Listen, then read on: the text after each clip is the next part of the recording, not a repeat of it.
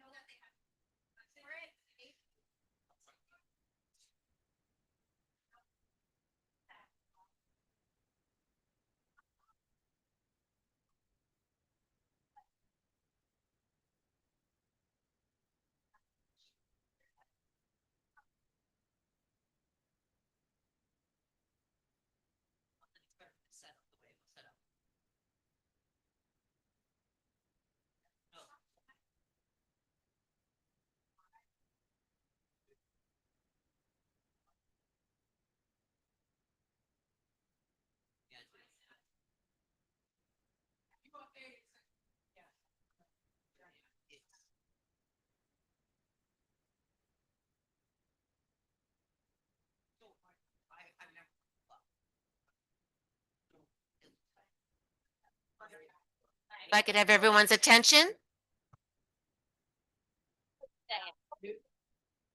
I'm getting ready to call the meeting to order. Oh, There it is. I think, So is the. I think it's okay. It's 6 minutes after 5 and I'd like to call the meeting to order. The first line of business is a budget workshop. And at this point, I'd like to turn it over to Linda Savastano and Rob Baxter. Good evening and welcome. Thank you. So tonight we're introducing our fiscal year 2027 budget.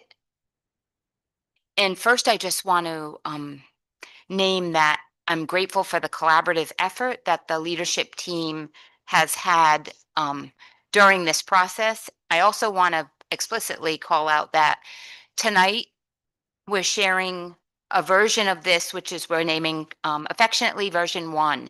So we're looking for feedback, we're looking for guidance, and hoping that tonight will be a night that you will take this and have an opportunity to digest and then work with us over the next few weeks to refine it and then to bring back to the school committee ultimately for the beginning of April, but we imagine with a workshop before then again.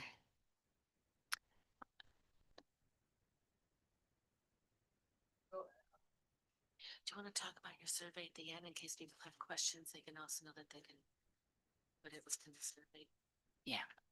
During, out at the very end of the night of this workshop, of this section, we're going to share some resources that align with this. And I just want to give a, share that part of that is a survey and a link to a QR code where folks can provide feedback. We'll share that link in various ways so that just a very simple kind of general form that folks can share how they, any insight they have, any comments or any questions. Thank you. We can go forward to the next. Thank you. So just to give a brief overview, and then I'll share with who's here with us tonight. We have, tonight we'll be stepping through our primary needs and theory of action. Also the fiscal management goals will describe our process, which includes how we use data and how we also work with our priorities to impact and make the decisions for the budget. Again, we're in the middle of February and March as we're designing this, so that's based on our current reality and the data we know today. We also then we'll have the schools and we'll welcome all of our principals that are here tonight and assistant principal to share from their lens, their demographic, their focus areas, and then their school level budgets. We'll also share our influencing factors and drivers, and ultimately want to share a mini story that's really focused on CTE, so you can kind of see how it would come together at the program level.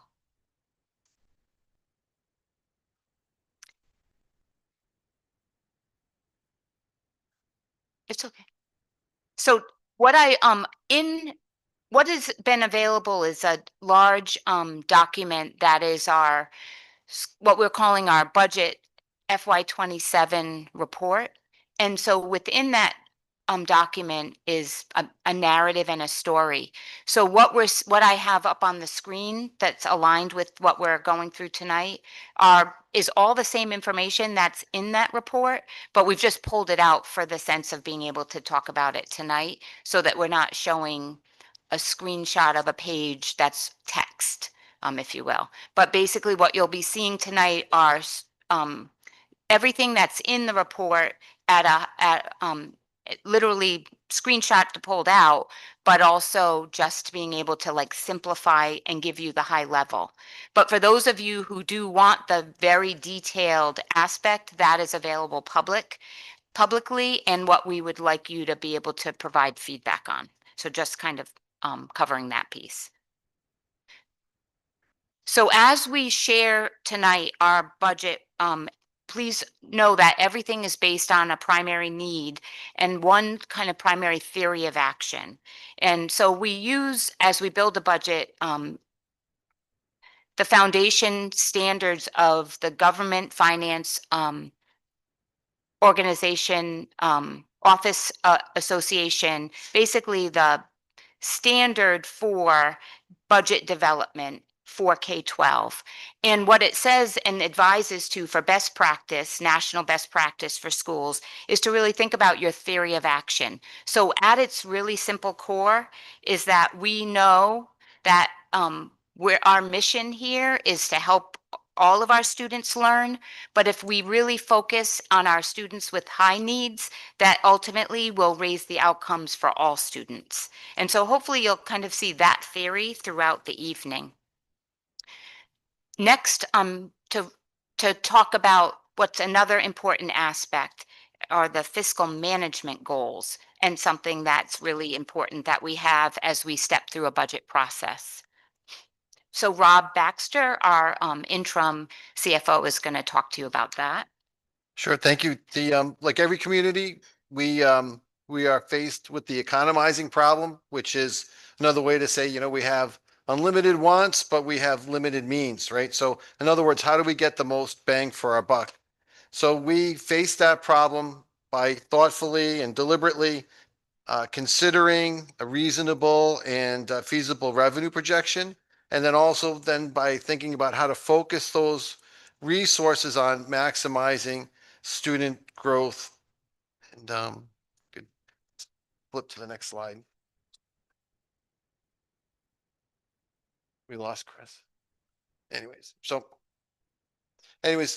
and when I say we, I mean the entire team. We worked from the start with the leadership team and with the entire leadership team, and then even considering the condensed schedule and the learning curve associated with working together, because we've got an entirely new team kind of coming together for the first time. We achieved a very high degree of coordination and collaboration.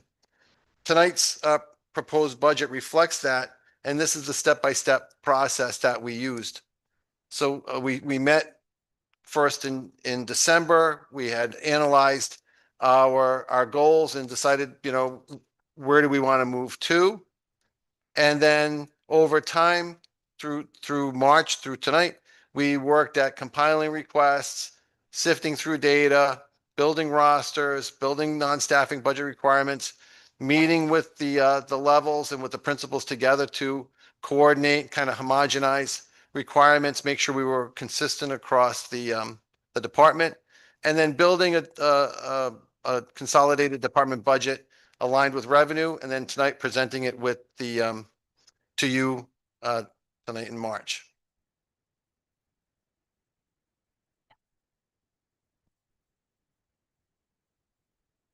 So at the core of what we're really focused on in terms of our students is to be able to look through 3 areas. And I think, again, you'll see this woven throughout the budget. Coherent Tier 1 instruction, which really is the instruction that we apply, we really focus on for all of our students. Using data to inform our improvement, and then also ensuring that we have safe and engaging schools. Next. Thank you. When we do this, then we can ensure that we all have high impact math, ELA, science instruction aligned with universal design for learning, which means that we're breaking down the barriers to ensure that all students have access, that we're using the data to inform and change the instruction as necessary, and that we're ensuring that, because we know when students feel safe, supported, that they and connected to the future and the pathways they'll see in authentic learning, that they'll be more successful. So just to share, this is from the compilation of all of our schools, school improvement teams, work and plans that they write, the strategic plan that we have here, along with and combined with the action plans that exist in all of those. So if you roll it up, we land into these main buckets. It doesn't mean that we ignore all the other aspects that we work here. It just means these are our primary focus areas for instruction. The other really important part of what we're doing is taking a look at data. And so if we're going to focus our dollars, it's critical to know the areas of need. And so, for example, looking at literacy, just to kind of call out, for example, on the upper right, what we're seeing is 3 graphs across multiple grade levels. And we're seeing reading and language are stronger, but at that bottom, we're seeing writing. So it clearly stands out as an area that we would want to work on. And we know that writing is applicable across all subject areas. But now this clearly shows us this is an area we know that we'd want the budget to focus on. We see percent proficient in the 30 to 40% at the younger ages. And then when we go to the up through the middle school and the high school, we're almost at a 70% proficient for ELA. If we look at math, it looks a little different, where the younger students are a little stronger. So we see on the right-hand side, that's by grade level, and we see the graphs trending down. When we are at the middle, so we hover in the 40 to 50% proficient. When we enter now into the middle school and high school, we're down into like the 30th, the 29% proficient. So we're seeing the opposite of what we see with ELA.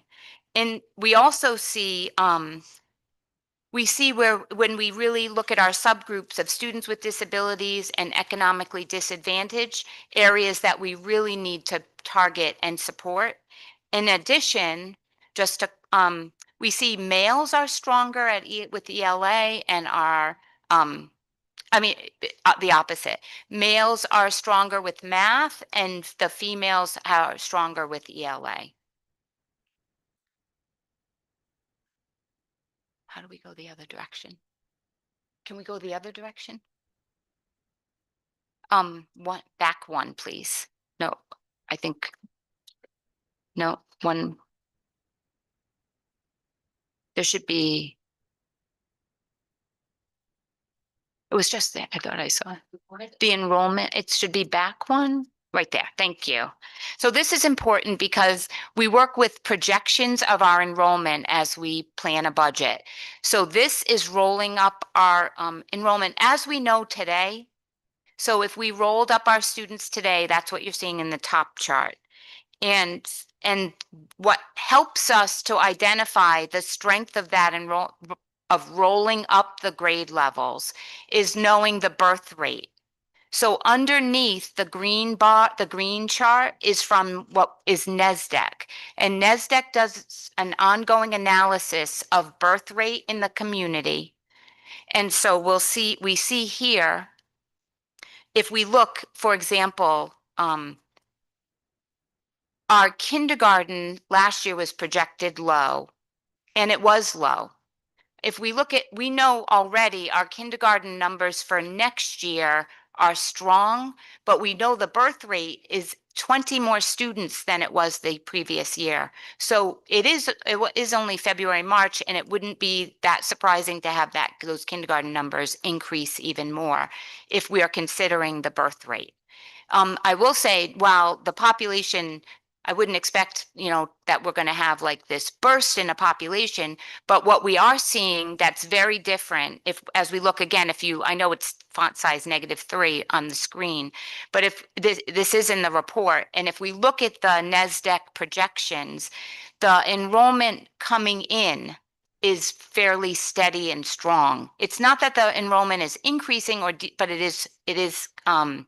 is consistent, which is important in our budgeting and our planning. One other area we just wanted to share, because it is students that we are responsible for, and we're going to talk about the other side of this, but these are students that leave our town to go out for CTE. We know we'll talk more about CTE in our programs internally, but we do have students that leave the district. Those numbers have decreased over the years, but just to show where our students are going. And we know we're keeping more and more internal. And so we know next year we have we have 8 students in grade 12.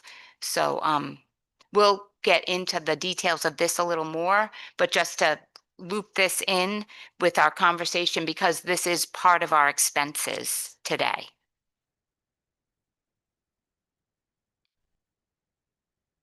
How do you start driving the car? Nope. Yeah, thanks. Thank you. Right, we tried.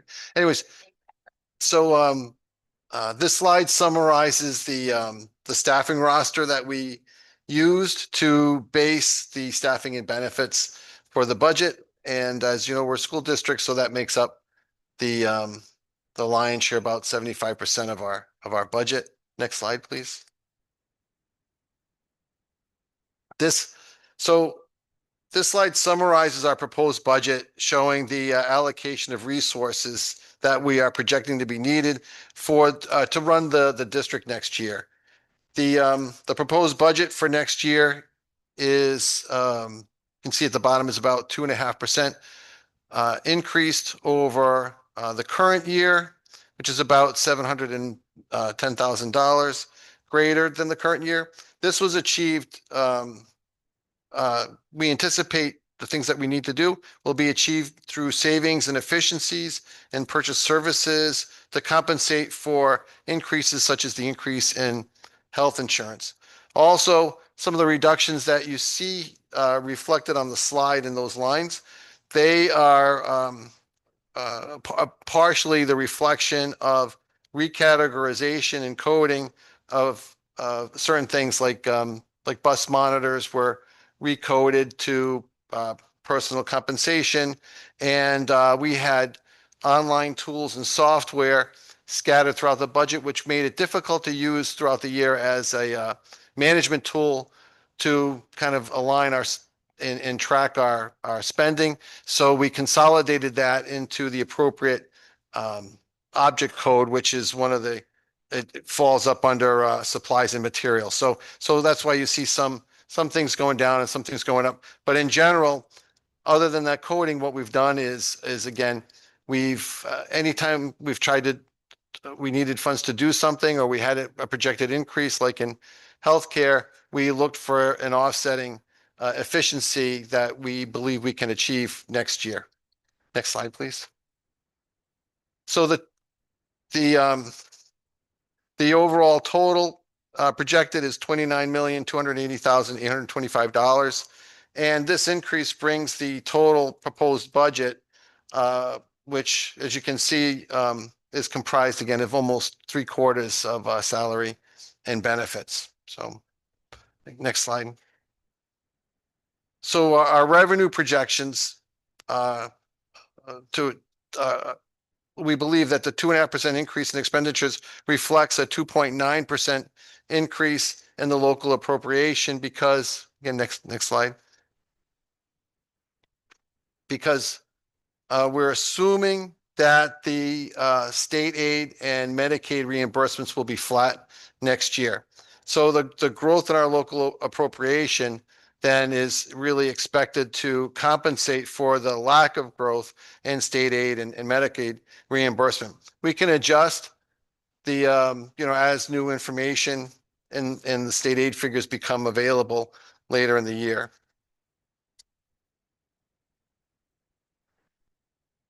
So essentially, our budget growth is, capped by our local appropriation and which is fine. So again, so that means as we're looking at different items, line items in, and we're considering different things, remember that there's usually an offsetting efficiency that's expected.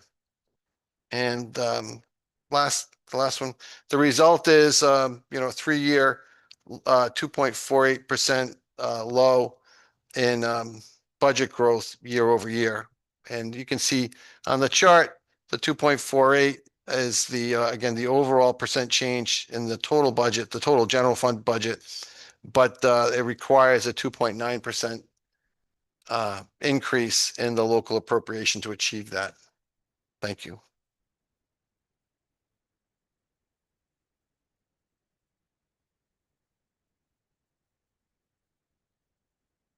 Because we will take all questions, but I want to see, do we want to go through the whole process before we take questions, or do we want to take questions now? Since this is a workshop with everybody here, I just want to take a pulse of how people feel about it. Okay, Can we just hear the question, and then if we're going to answer it in down the road, we could share that, but maybe it's appropriate right now. Saying the proposal represents a 2.95% increase on our local appropriations. But it says this increase does not include the placeholder for workers' compensation. When we put workers' compensation into it, what would the increase be? Thank you. Well, there's two answers, right? The one is we don't know, right? We haven't gone out for bid on that. So I would be just giving an estimate of what our workers' comp premium would be. So typical districts take our salaries and maybe like 30 to 40 cents per 100, which I don't know if that's what we would get, we'd result in about a $60,000 premium, and which would put us slightly over that, maybe like a 3.2% increase if we added that. But I can't, until we go out to bid, I can't, don't. Thank you. So if we could go back for once, thank you. So just to kind of reset the big picture. So we've given the introduction, and again, just for those who joined a little later, there's a large budget report. So what we're doing is we're not going through every single like 75 pages tonight. We just want to call out the highlights and talk you through, explain the process and how we got to where we are. And we're happy to take questions tonight or meet with people, take written questions. But as we step through tonight, we've just gone through the data, how we landed where we are from kind of a district perspective. It's really important, especially since the Education Accountability Act in 2019, that we look at our budgets from a school level. So the next section, we're going to have our principals step through. They'll explain a little bit about the demographic data from their schools. their focus areas, and then they'll talk about the budget at the school level. Not in a great, there is detail in the report. You can get down to the object code line by line, but we're going to share at a higher level, so at least you can see how this is working from a school level. And the other thing I hope that people see is a cohesiveness, because it is really important. We're a proud team leading wonderful children here. And I think it's important that we do have a cohesiveness, and I believe we do, and I'm very proud to share that with you tonight. But I'm going to stop talking, and I'm going to pass this off to Becca, who is going to begin us with hope. Hi, everybody.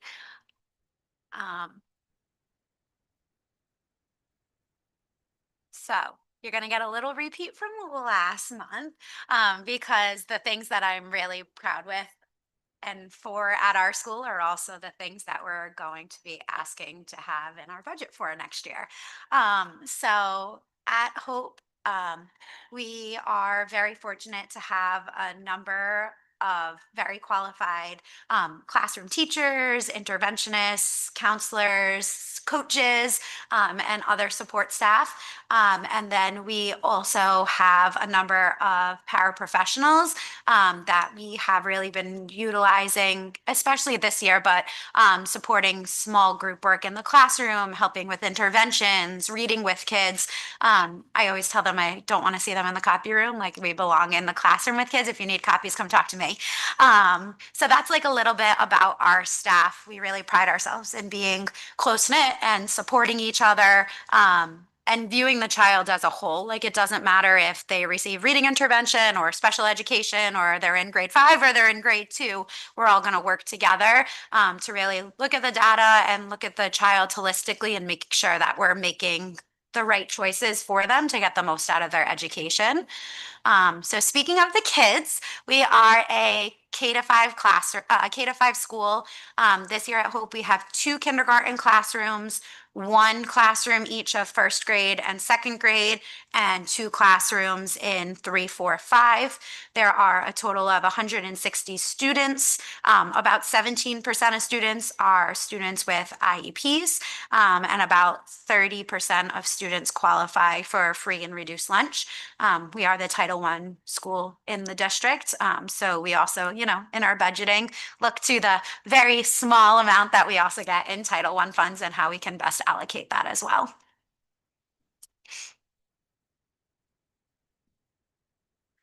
So that leads to our focus areas.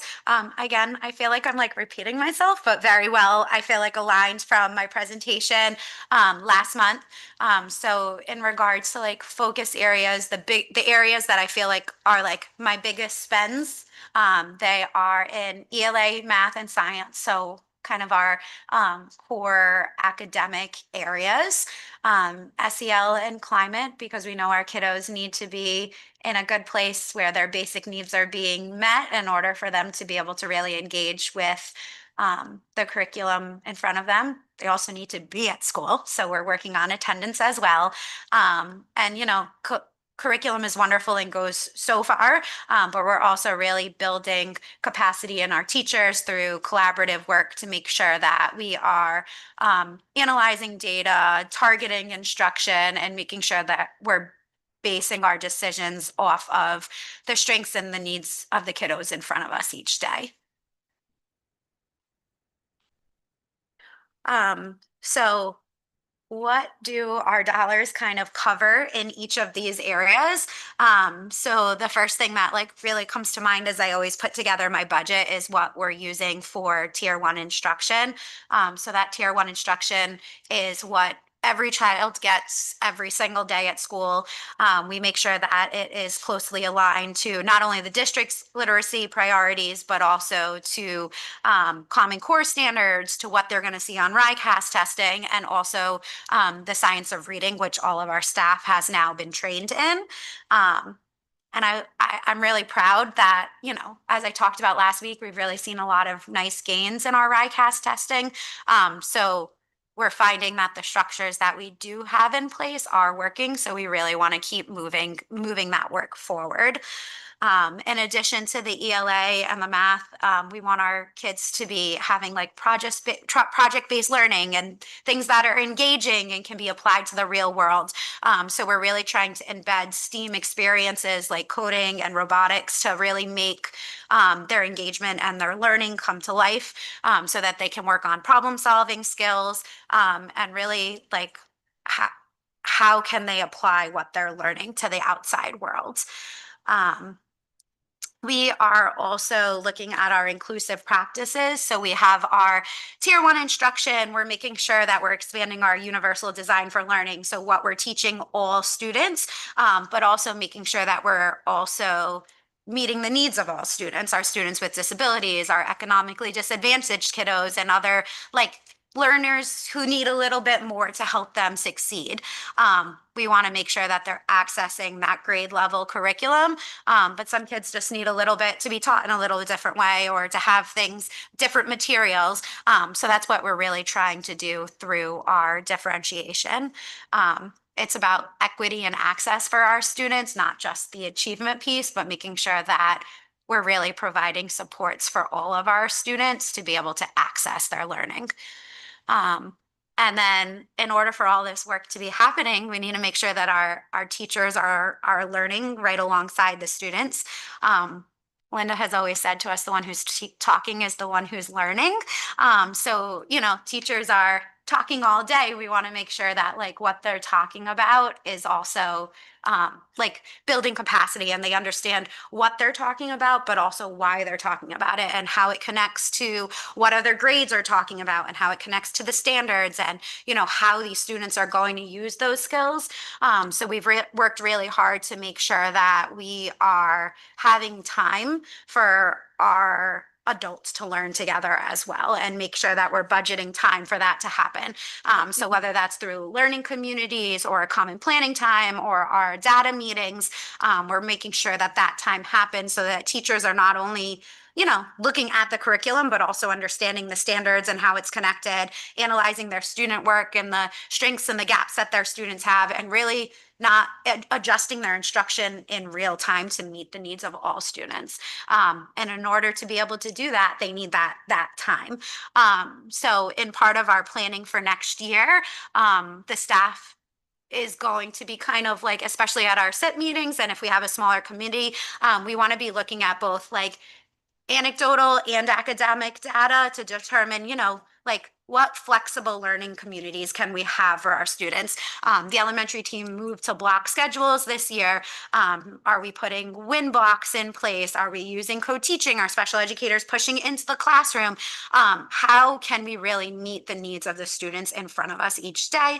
And then after analyzing that data, we'll like pilot, put some cycles in process, but making sure that we are always continuing to look at what we're doing and making sure it makes sense and students are making progress. And it's our budget is being kept neutral by doing this, but it's really just using the resources that we have already within our teaching staff and their capabilities and capacity, and kind of looking at it in a different, more 21st century approach. We're strengthening our MTSS system so that the interventions can be targeted and data-driven. We don't want to just wait for RICAS testing once a year to say like, how are kids doing? So we have implemented STAR this year. We're using benchmarking and progress monitoring. We're using 6-week cycles of intervention. So we're really tracking student data throughout that time to see, is this intervention working? Do we need to make this group smaller? Do we need to make it bigger? Do we need to use different materials? What is it that's going to work for these students?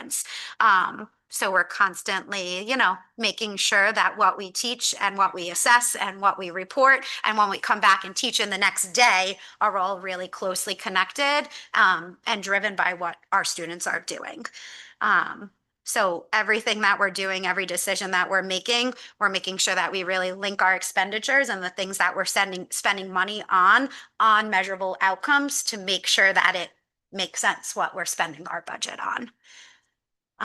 If you want to skip to the next slide, the other piece of this, and I kind of alluded to it in the beginning, maybe it's like the early childhood person in me, but I really feel like we need to be teaching to like the whole child. And if a child is anxious or a child is struggling with friendships or worrying about where the next meal is going to come from or worrying about school safety, it's really hard to focus on those academics.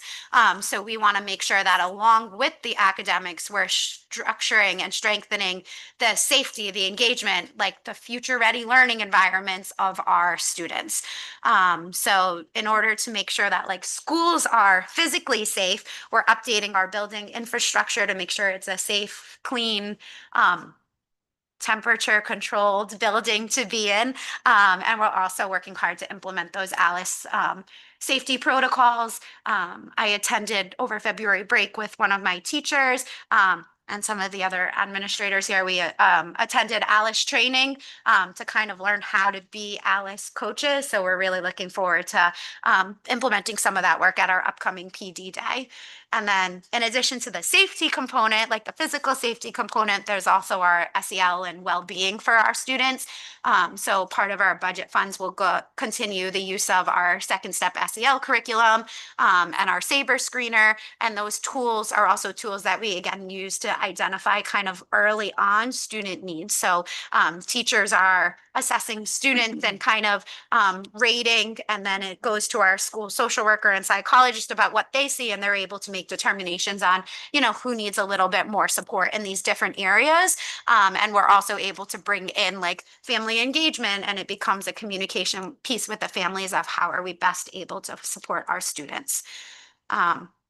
Another piece that our team has really been working hard on is our chronic absenteeism at Hope, because if we're not at school, it doesn't matter what the curriculum is, it doesn't matter how well trained the teachers are, we're not able to access the curriculum. So we are also trying to do more family outreach and like family events and support meetings. We have an attendance club where the kids are actually setting goals for themselves of, you know, in the next month, how many times am I going to be absent? And kind of like setting their own, it's tough when they're in elementary school. They don't have a ton of control of getting themselves there. But if we can keep them motivated to be at that school, and, you know, the bus is outside your house, you just need to get yourself out of bed and to go, we're trying to motivate along that way and remove some of those barriers. And then in the larger community, we are also really working hard to do some project-based learning and to have community partnerships. We've done work with Hope Library. We have a martial arts program at our school currently. We've done work with Feinstein Junior Scholars and just teaching the kids that there is a world like that exists outside of the four walls of our building, and how to participate and work well with others and connect your skills and show good citizenship and follow like the responsibilities and the manners that we teach you at school, because that's all about being a good person too. So those are really some of like our big initiatives at Hope right now. There are like, of course, things in the budget that are allocated to other areas, but I feel like these are the things that if we focus on, I really feel like are going to have those huge improvements for our systems. That prioritization of instructional coherence, of inclusive systems, of student support, of training our teachers. Those are really the things that are going to strengthen our system and move student achievement forward. So I'm looking forward to collaborating with you all. I appreciate your support in this. And I'm really hoping that not only will we maintain our progress, but accelerate it in the year to come. And then that pie chart, so you can see the big majority, I think, as you'll see in all of my counterparts' budgets, go to salaries and benefits, because that is how our school runs. There are also a great deal of materials and supplies that are the large, like darker blue chunk, and then also like non-instructional purchased services along that go in with supporting the school. The gray chunk has to do with like property services, so sustaining our building, and then there's a few other smaller sections of like capital and other expenses. So before Lori's going to go into Clayville, but just to share in the budget report, this is detailed out for each school in a chart too. Thank you. And I think that, we as like elementary and then also as the middle and high school have really worked together to like collaborate and build out a team to make sure that the things that we're asking for are uniform across our elementary schools, but are also aligned with, the goals at the middle and high school and district level as well. So the story can continue on. Thank you, Becca.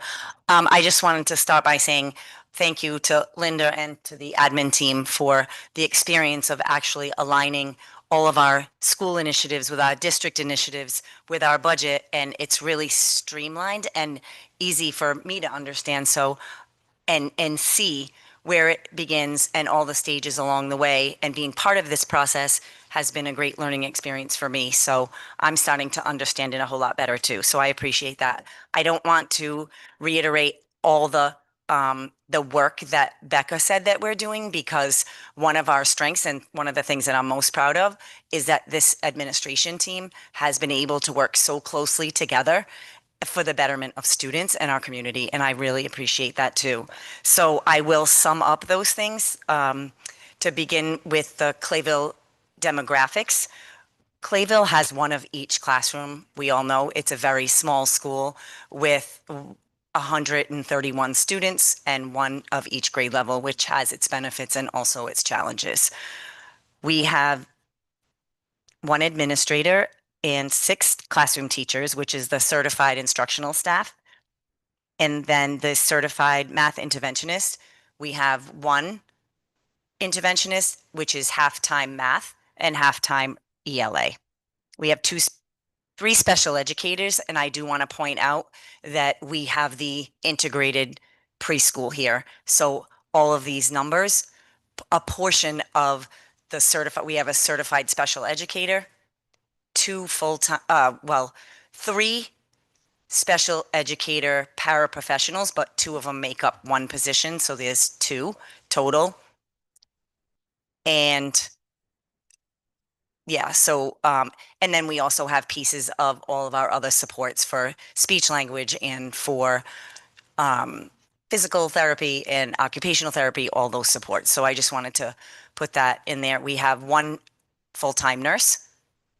We have 2 SEL support staff, which is 1 is a 0.2 1 day a week, and the other is a 0.5 school psychologist. So that combined is a 0.7. We have 2 speech people, which is a I think it's a 0.3 and a 0.4, which gives us, 2 0.4s. So 2 days a week for each. And then, so total, we would have 1.8 paraprofessional special education or regular education in the building, aside from the preschool, and then 4 general ed paraprofessionals. We have 1.75 custodians and 1 secretary. You can see our enrollment for at this time. We have classes that are completely maxed out, and then we have a couple that are low enrollment, which is our kindergarten and our 3rd grade at this time. All the other ones are pretty much, 23, 22. So pretty heavy, and the same will continue for next year as those roll up. We have 22.3% for special education and 26.9% for free and reduced lunch. So I'm going to go on to the next slide. Our focus areas, the top 3, I like how those 3 are together up there, increasing all of our scores. We know that we have a lot of work to do, and we've done so much work already, but we know we're just getting started.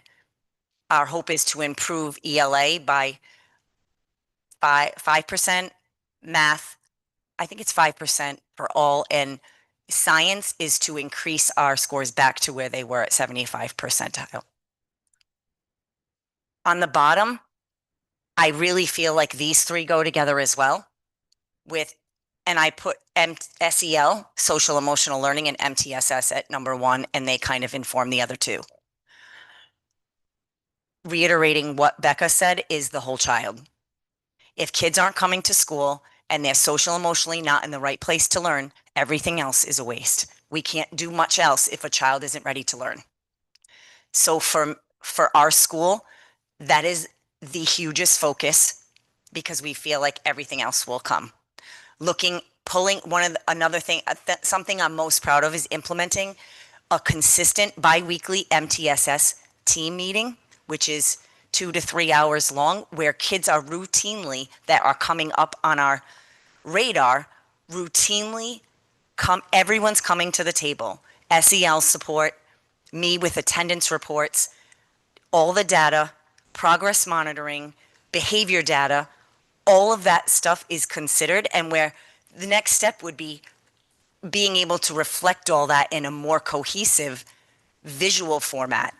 But all the people, most times parents are at the table as well. Anybody and everyone that is concerned with that, sometimes it'll be in-house to kind of review the data, and other times it's with parents and there's a concern brought up. So we're revisiting that. I just had Chris move forward because you're talking, I think you're in this area. Oh, okay. You're talking about it. So the bottom three, the top three would be the academics, implementing the high quality materials, going along with forming the PLC groups, the professional learning with like minds and staff, taking that data, using it effectively to differentiate instruction to meet every student where they are in small groups. That also moves on to the professional learning. We know writing is a big concern for us, and we know it. We are working on it, and we're trying. At this time, we have a writing curriculum for K to 3, but the writing curriculum for grades 4 and 5 has just been released. And we're not even sure that that's the right one. So we're moving forward with our own growth and steps until we see the right writing to add. So working with our ELA curriculum and aligning the writing with our standards, the Rhode Island state standards. Calibrating our writing to the RICAS rubric that all students are evaluated on in testing. And again, trying to align all of those things together, embedding those writing skills into the ARC reading program because it's lacking in the writing. We are all well aware of that, but there are strong reading components to that program. The writing it's a framework. It's a framework that is loosely allows for your writing instruction.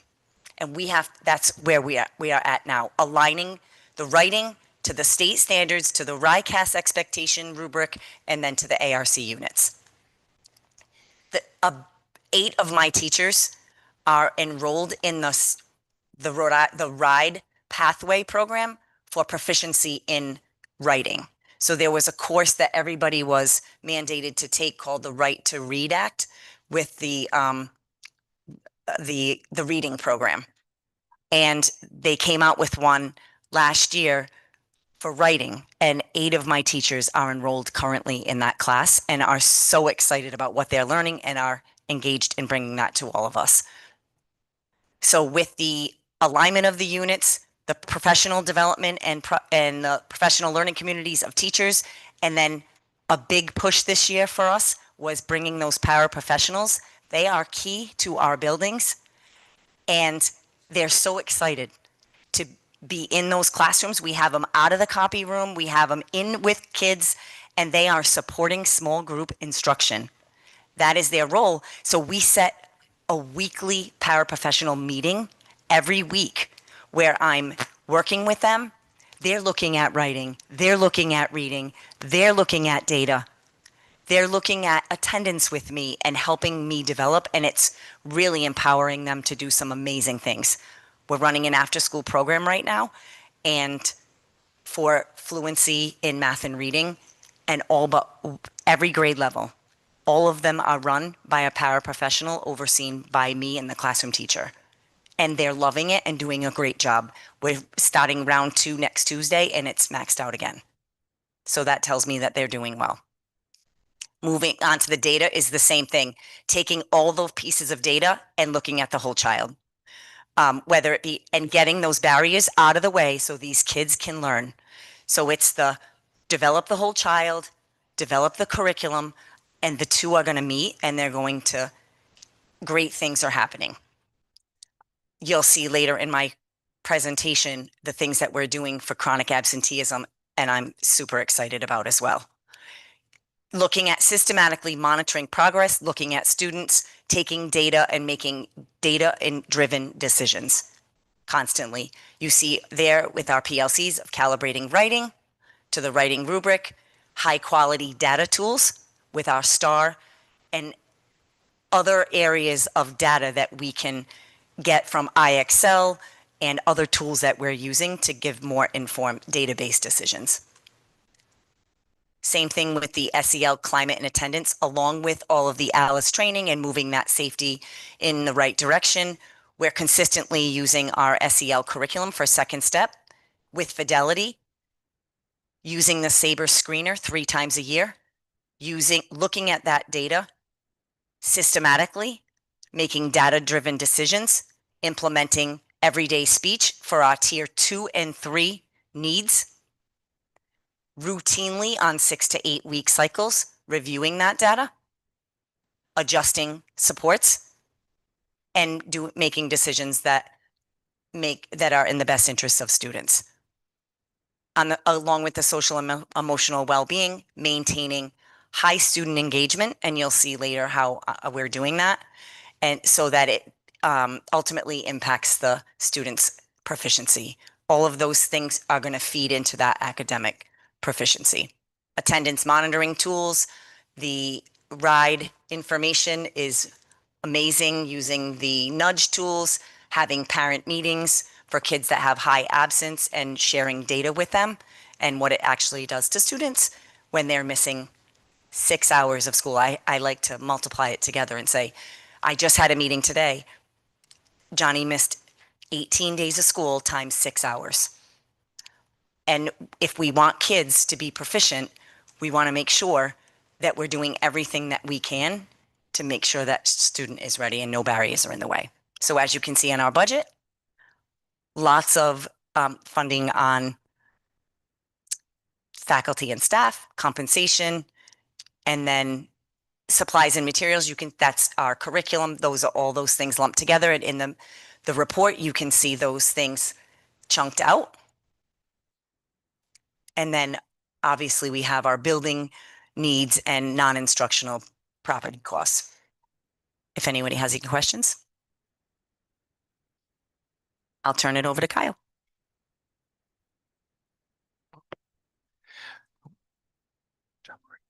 Good evening, everyone. I'm going to be talking about North Scituate Elementary School. We are the largest elementary school with about 240 students overall. About 14% of our population is special education and about 26% is free and reduced lunch. When we look at our staffing, there's one principal, me. We also have about 14 certified staff. That includes classroom teachers, itinerant teachers. Our support staff includes our interventionists, our special educators, and we have about 8.8 paraprofessionals, 4 of them being special education and 4.8 being general education, a nurse, custodians, and our secretary. These areas should look familiar. The elementary schools are very aligned in our work. So at North Scituate, we are focusing on improving ELA from 35 to 45%, math from 47 to 52%, science from 49 to 53%. We're also looking at improving our SEL, our social emotional learning. As my colleagues have said, we're working with the whole child, as well as our attendance. In addition to that, we are working on our MTSS system.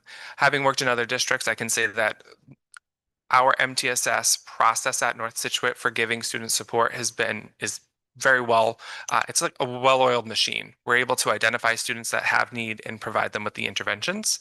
And we also have strong PLC systems. So every other week I'm meeting with staff. It's turned into, one is ELA where we're focusing on writing, and then the other is math and we're focusing on small groups. When you're looking at our budget drivers, one of the first areas and the largest areas are high quality curriculum. So with that, we have American Reading Company, but we also have various programs that are supplemental to that, whether that be Hegarty with Bridge to Writing and Reading, iExcel as practice. Voyager is an intervention program that we have. With math, we have Eureka, iExcel again, Pirate Math, and Connecting Math Concepts is an intervention program. Part of this budget is discontinuing Zern. We find that that is something that iExcel already accomplishes. So we have two programs that are very similar. So thinking fiscally, we want to make sure that we're spending appropriately. With Mystery Science being our core science right now, we also want to use next school year to pilot other programs. So looking for greenlit programs in science as well as social studies. With our data and MTSS, we are looking at a focus for writing and small group instruction. We're starting that work this year, but that's something that's going to continue into next year. We also have paraprofessionals working, just like at Clayville, we have weekly meetings with them, and we're using that time to develop them professionally. We've had our interventionists train them on how to work in small groups with students. They are only in classrooms during small group time, so as my colleague said, they're not in the copy room. They are working individually and in small groups with students. It's great to see when you're in there's a lot of kids smiling, they're doing highly engaging activities, and you can see that learning is taking place through. And lastly, we are working for safe and engaging environments. We do have our social emotional staff. We're covered basically 4.5 days at North Scituate between a school social worker and a psychologist. We are also really proud of our PBIS system that we've implemented this year. Tomorrow is actually game day, so students that have enough stars are going to be bringing in their board games and playing with their friends. But there are other programs and assemblies that we have that are not we currently rely on our PTO and grant funding for that. So this budget does include some funding for that program, which is in its third year. I also have in here our Learn 365 is after school program is grant funded. So in order for us to continue that, if the grant funding is not there, I did budget for that to be locally funded if we do not have the budget, the grants next year, as well as funding Alice Plus protocols and those facilities enhancements that go along with it. In addition, there are some furniture elements of North Scituate that are getting older. And so included in the budget is funds to replace that furniture. And some of it is repurposing it. So 5th grade might get some desks, but they have tables that would work in kindergarten. So we want to make sure that we're using what we have and what is outdated can be replaced. When we look at our fiscal impact, like my colleagues had said, most of our budget is on salaries and professional compensation and everything else from curriculum programs that non-instructional supplies. Those are the bigger two. And overall, we're about $4 million to run North Scituate next year. Hi, everyone. I'm Dana Morell, the principal at Scituate Middle School, and I have with us Jennifer Goff. She is the assistant principal of teaching and learning. So we'll be going over the budget for the middle school. So like the elementary presentations, you'll see our demographics there. On the left, we have our FTEs. Like I said, we have a 1.4 school administration, and you can see right on down where our personnel is categorized. On the right-hand side, you'll see our enrollment. Right now, we're around 257, and of that 257, 14.8 are designated with IEPs, and 25.7 with as free and reduced lunch. You'll see the breakdown below that. Moving on to the next screen, we have 6 focus areas or buckets of where we're turning our attention to, and they align with the district goals and our school improvement plan. So the top 3 are academic based, ELA, math and science. You'll see the goals there. And down below we have family engagement, PLC strengthening, which I'll talk about on our next slide. And our last focus area is our MTSS and WIN structure. WIN stands for what I need. It's an intervention block. So we are going to focus our budget investment summary on 3 areas. One is high impact tier 1 instruction and curriculum alignment. Next is data use assessment, literacy, and MTSS. And then the last is a safe and supportive future-ready environment. So I'm going to turn it over to Jen so she can go ahead and highlight where we're focusing our funding in those three areas. So similar to what Becca said, this is almost a repeat of what was at the school committee meeting when we presented the middle school data. So three of our areas of focus are on ELA, math, and science. We're looking to grow ELA 5 points, math 5 points, and science is not in here, but it's probably around the same. Our win structures are important because we are able to, the interventionists and the teachers retest the students using certain programs to see who needs additional support. So what I need is based on their academic needs for reading or math, and then they're able to either be placed in there, stay in there, or move out of there, depending on their needs and their growth. Investment support, instructional coaching, walkthrough calibration, small group models.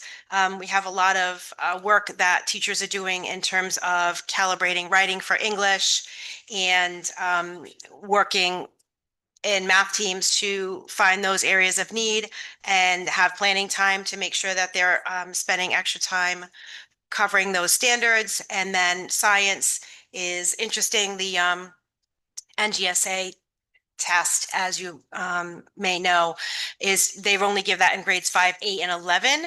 And so one of the challenging pieces of preparing students for that is that they have to kind of look at the test going back, but also going forward, because it's not necessarily at the middle school level or the high school level when we get up to Mike's piece here is based just on that grade. So just really making sure those teachers have the time to, you know, work together to get through that.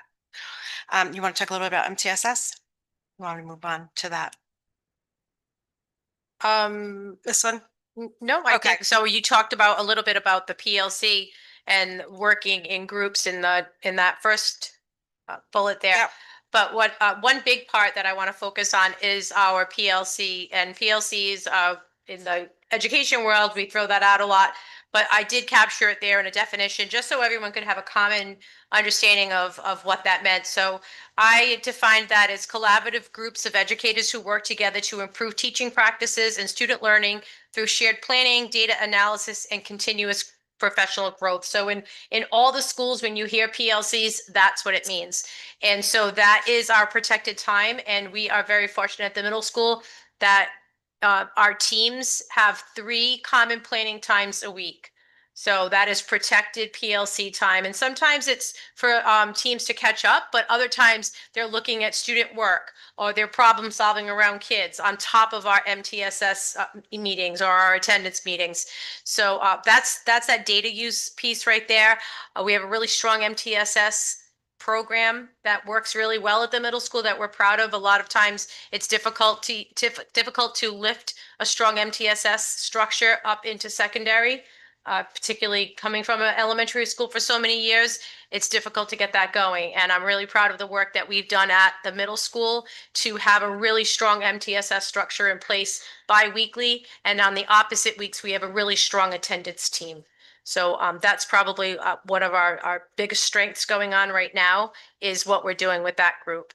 And then I'm just going to round us off Yep. on the last. So the last budget investment category is to provide safe, supportive, and future-ready environments. Again, like the other schools, we're supporting the ALICE protocols, as well as our SEL screening and intervention systems, as well as our advisory and our ILP, our individualized learning plans that are required through the state.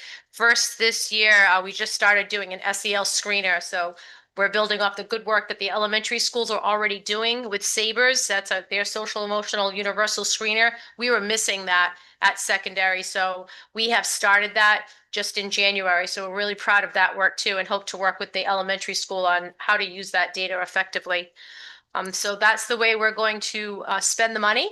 And we're hoping that we get a strong return on our investment. You'll see the pie chart on the next slide. Overall, we have a $5.4 million budget, and you'll see a large lion's share of that goes to personnel and compensation. Next up is high school.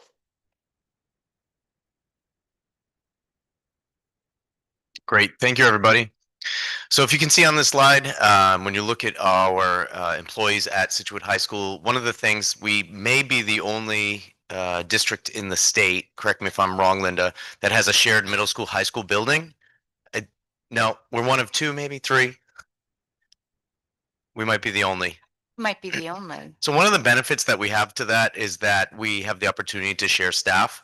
If you look at like the school nurse line, for instance, you'll see 0.6 on my side, which is 60% of a full-time employee, and then the other 40% represents the middle school. So we have 1.6 administrators. Ms. Goff is amazing. She's an assistant principal of teaching and learning through grades 6 through 12. So just another kind of budgetary note and something that I think is unique to Scituate, an opportunity that we have to have enough staff to support kids and close gaps. But at the middle school, high school, we also have a lot of teachers that are shared 6 through 12. Again, is a unique opportunity. So those are the FTEs that we have at the high school level. You can see some of our grade level enrollments and then some of the percentages of students with an IEP or disabilities.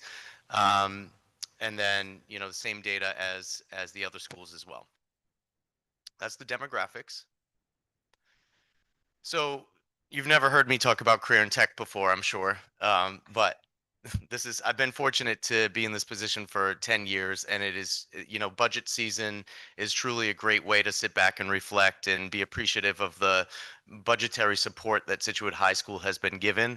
I remember maybe 8 or 9 years ago, we went to the town council and we asked for $361,000 as startup money, like a one-time cost to the town. And I came from Scituate. I love Scituate, and I really am grateful that they gave us that startup cost. And the promise really then was, we need these rigorous programs because it's best for kids and it's best for Scituate. And the byproduct of that is maybe someday we'll start getting some kids in our school. And we're there. I mean, about 6 years of having these programs, we now just were approved with a sixth RIDE approved Rhode Island Department of Education career and tech program in music education and music performance.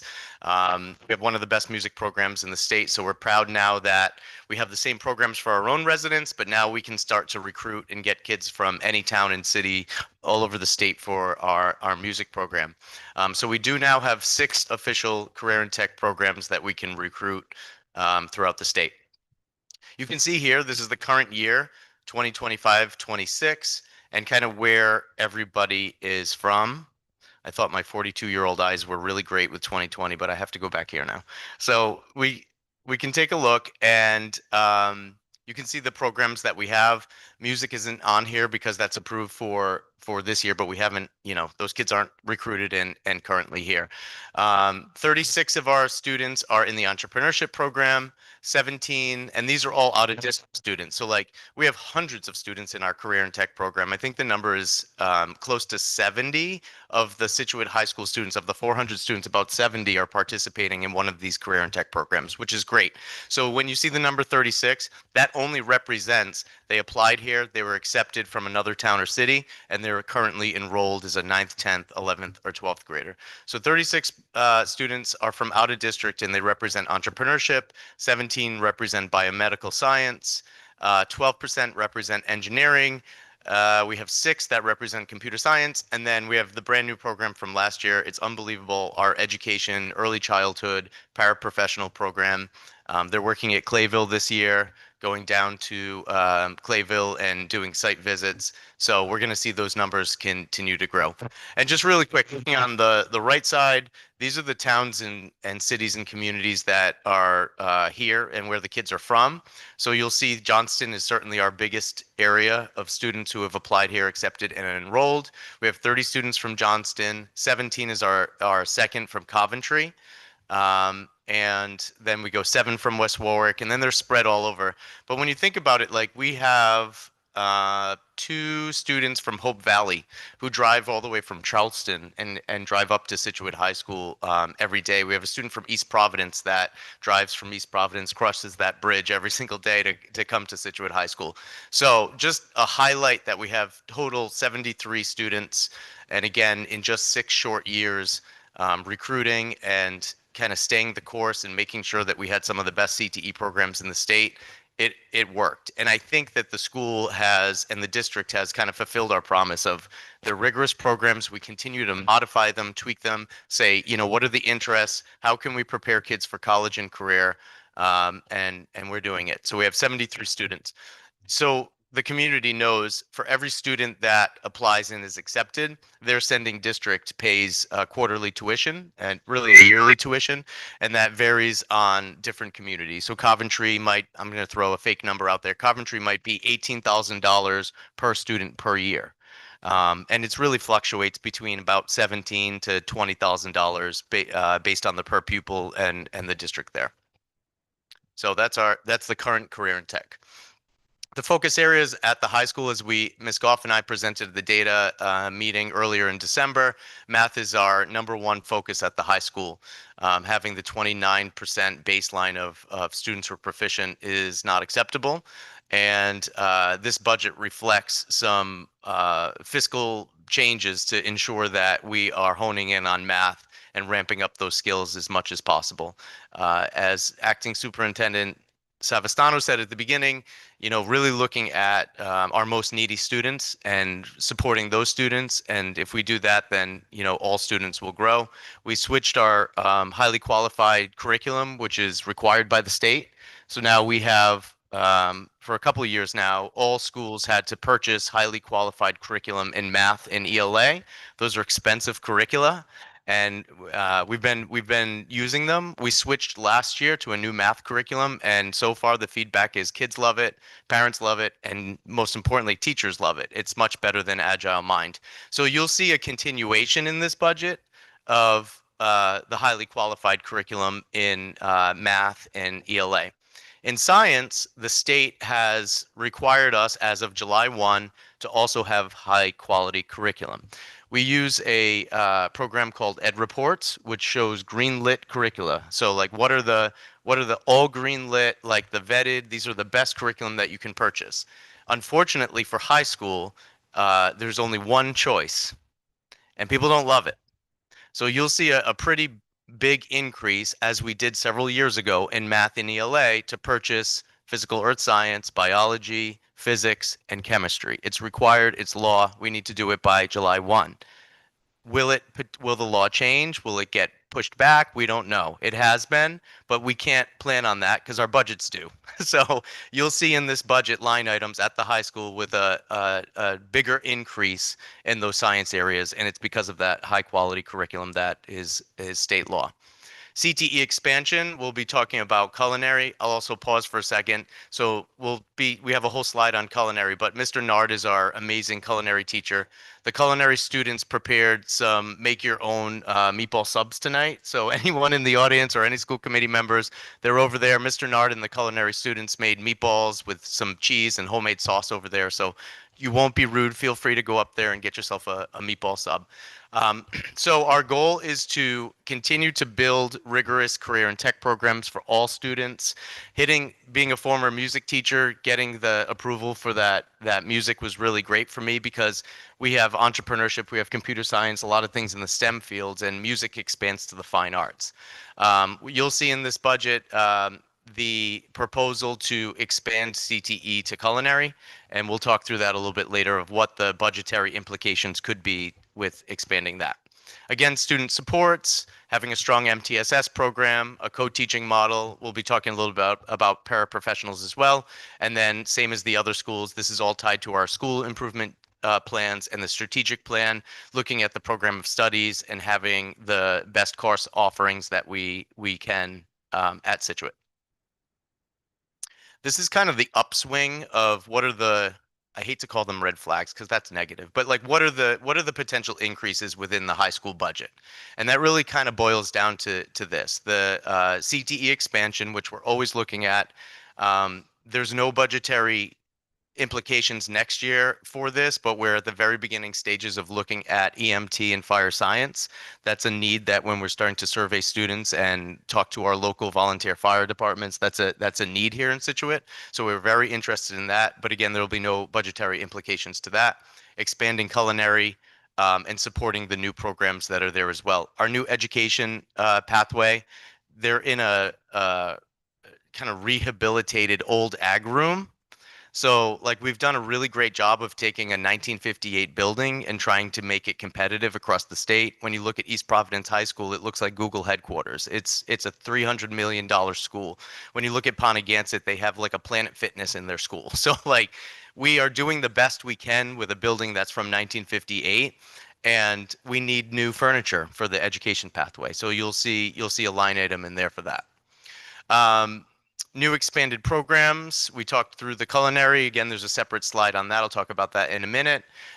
Renovations, and again, supporting the Academy of Performance and Music Education. We're looking at math and really focusing in on increasing staffing within high school math. A few years ago, we made the decision to cut a full-time FTE at the high school. We cut a math teacher. There's a great need to bring that back.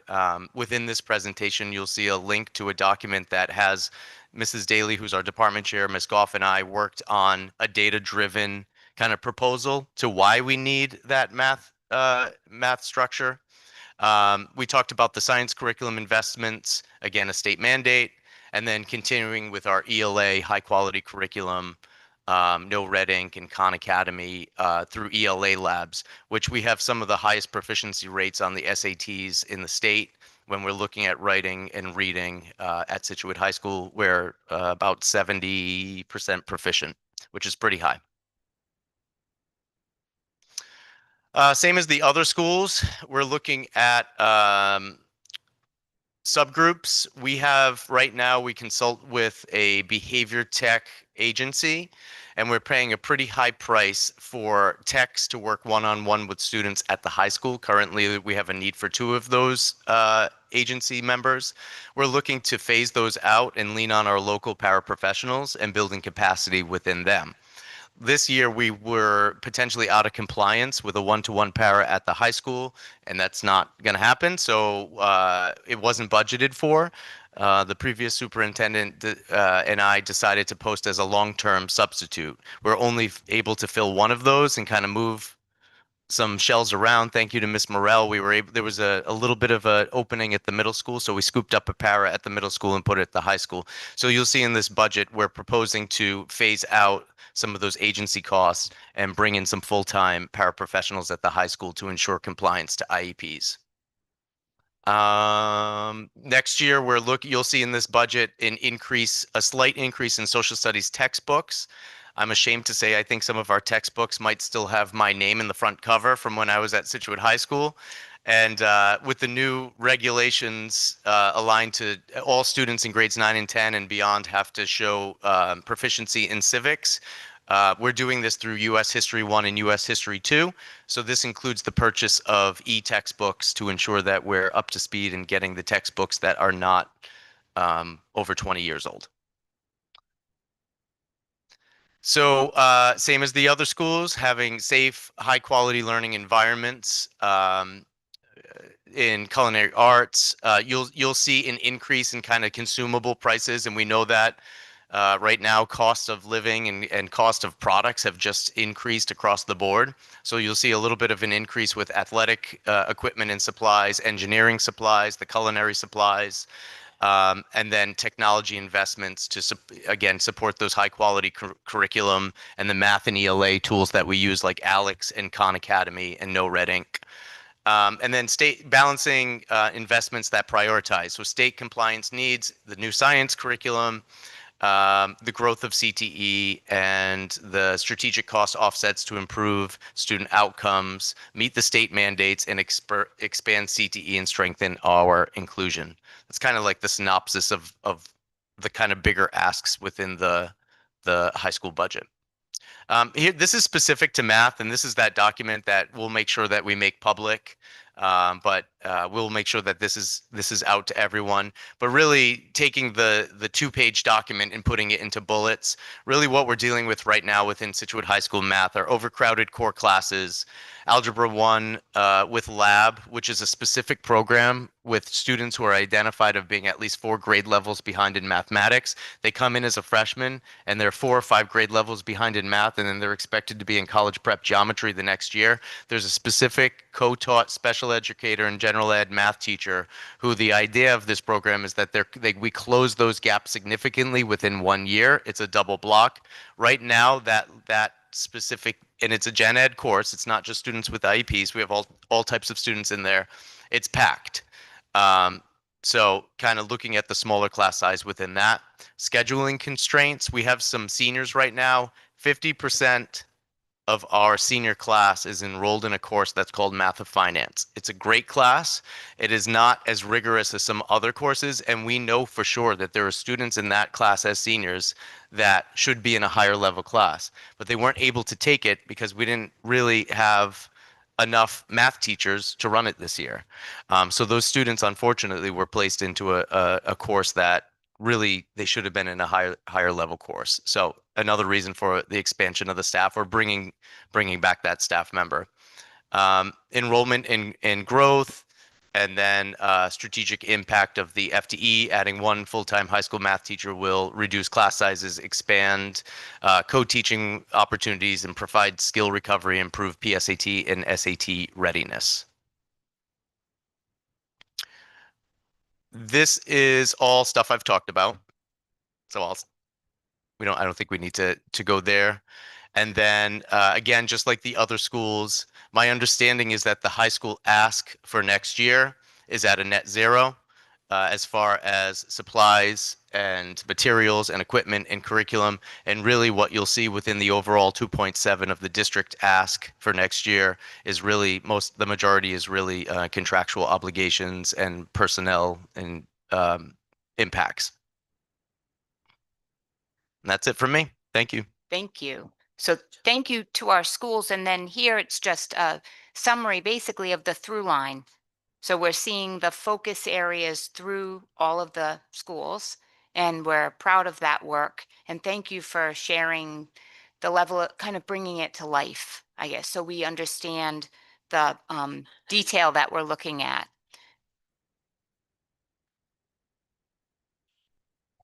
I just want to say it helps not to just look at numbers. Thank you for the story. We needed the story behind the numbers. I learned quite a few things tonight, and it really helps me to formulate or at least understand the need and why and where. So thank you for that. Thank you.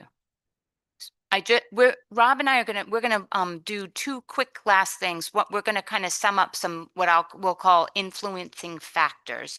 And I will say, like, so when we look at these kinds of lines and looks, I want to make sure there are some clear knowns, and the schools, just really very nicely explained their heartbeat. If I want to call out a couple of things just to be very transparent. One is, in terms of central office, there is some level of unknown with an acting position, an interim position. So there are placeholder dollars, not that but we're not saying a position X will be there. We know the needs of central office. For example, we've talked many times about HR.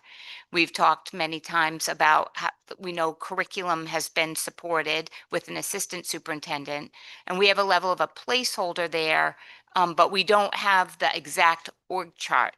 We also don't have an increase in anything. So we're not asking for additional funds. We're just asking to continue to fund basically what is one of the smallest central offices I've ever seen, but small and mighty.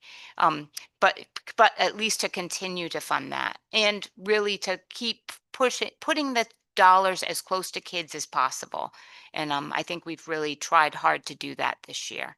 I also want to name what is new in this budget, and I honestly, like, in the mix of really focusing on teaching and learning and Alice and all of the things, we really should have named it in the document, and we will moving forward, is there is $50,000 in the budget for an SRO for the elementary levels to support.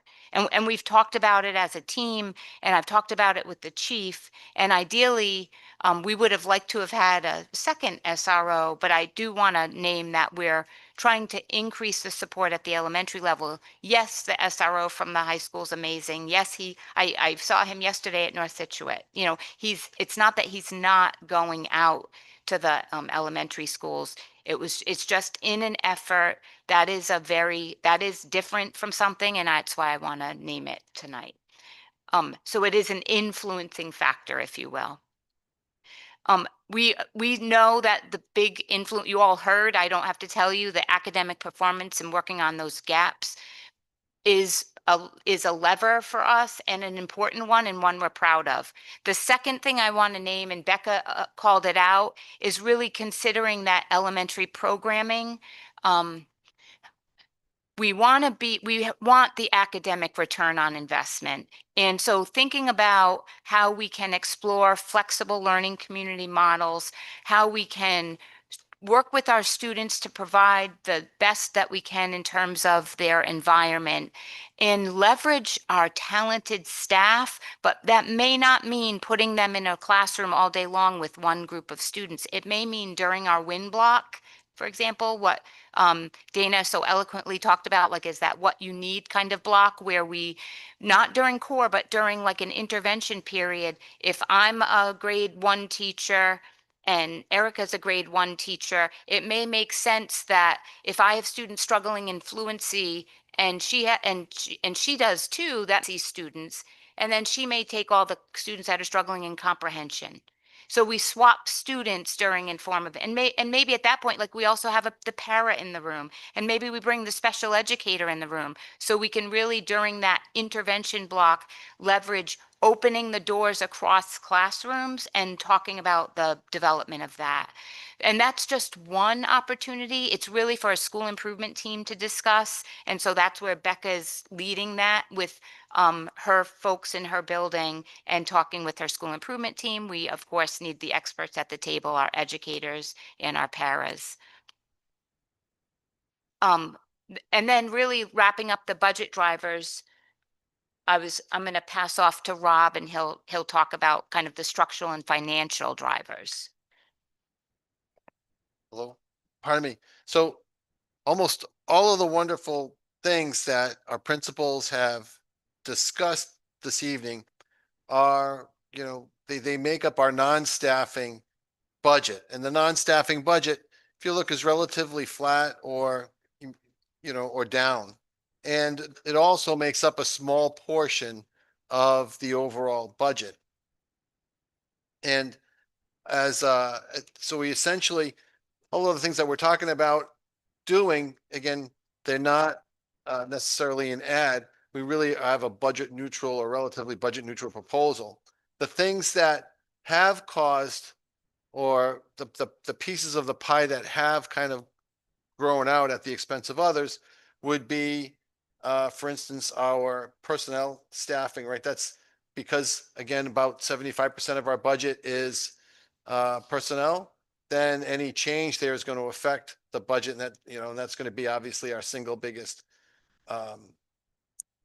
component.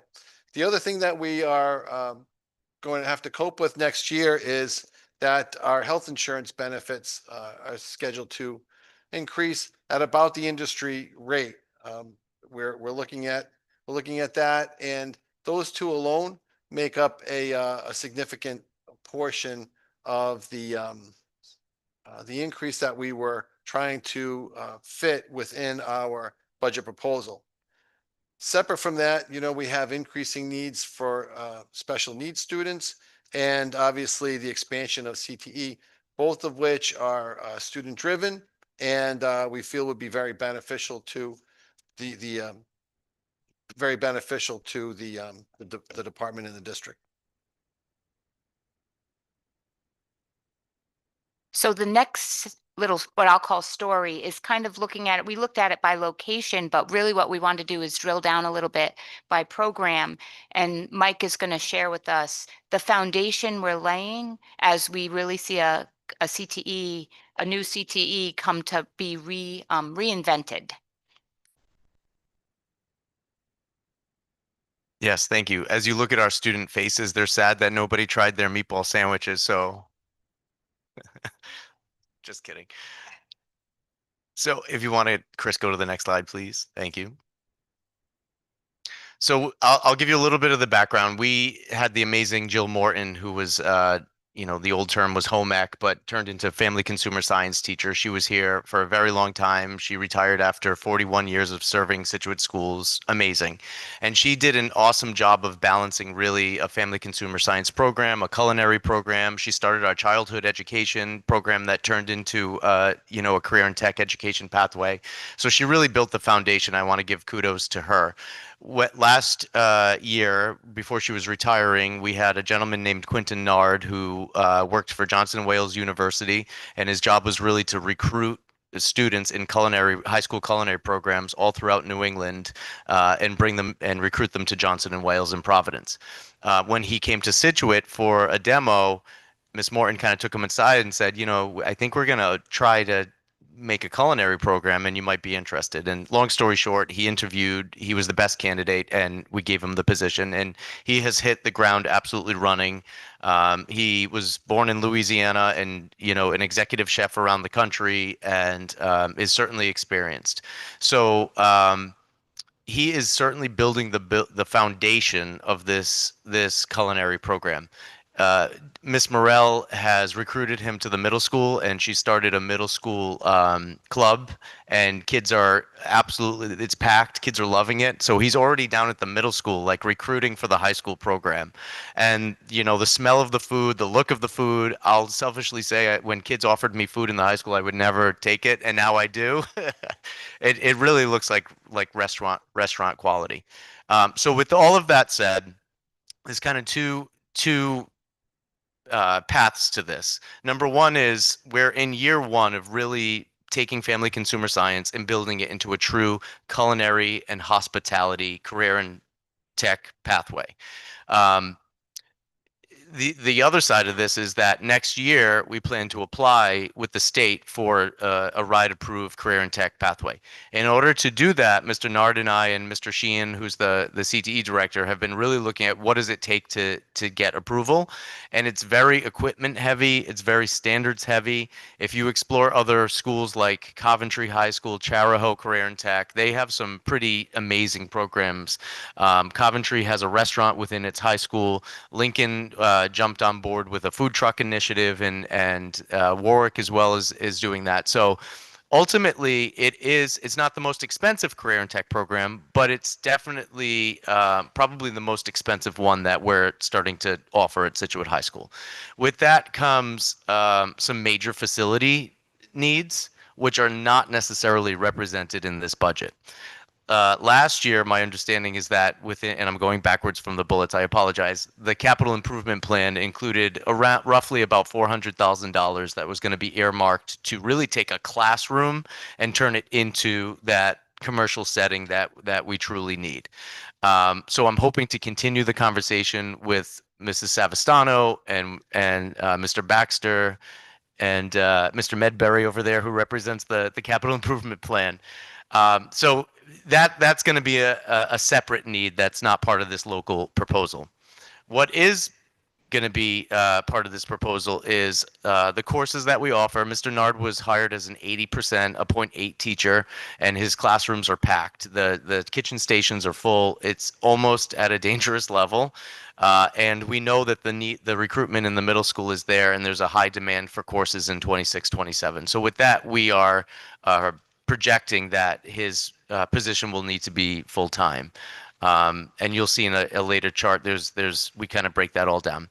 The second part of this is taking some funds and making sure that we're in alignment to be kind of a slam dunk as far as CTE approval. So we want this budget to start to plant the seeds to make sure that when we apply with the state, that we have everything that we need and we're good to go.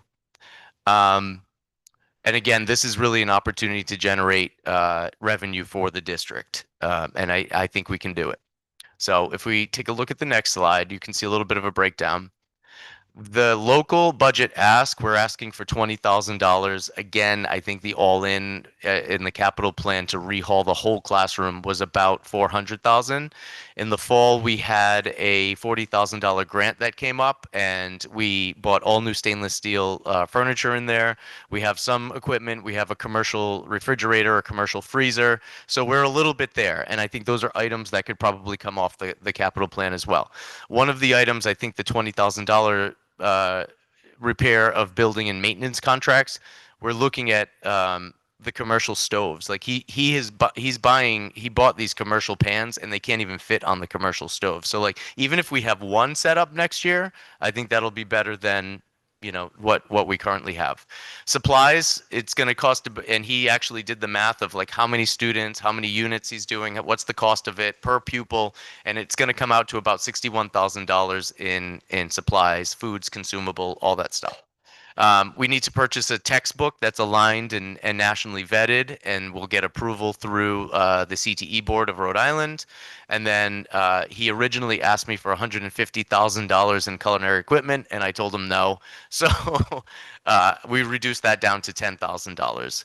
And then the increase all in for the position would be from 80% to 100%, and this includes fringe benefits would be about $12,800. So the total cost would be about 119. One of the areas, which I can't read, let me go down there. Sorry. So in this operating budget in the fiscal year 26, we had, do we have the number in there? No.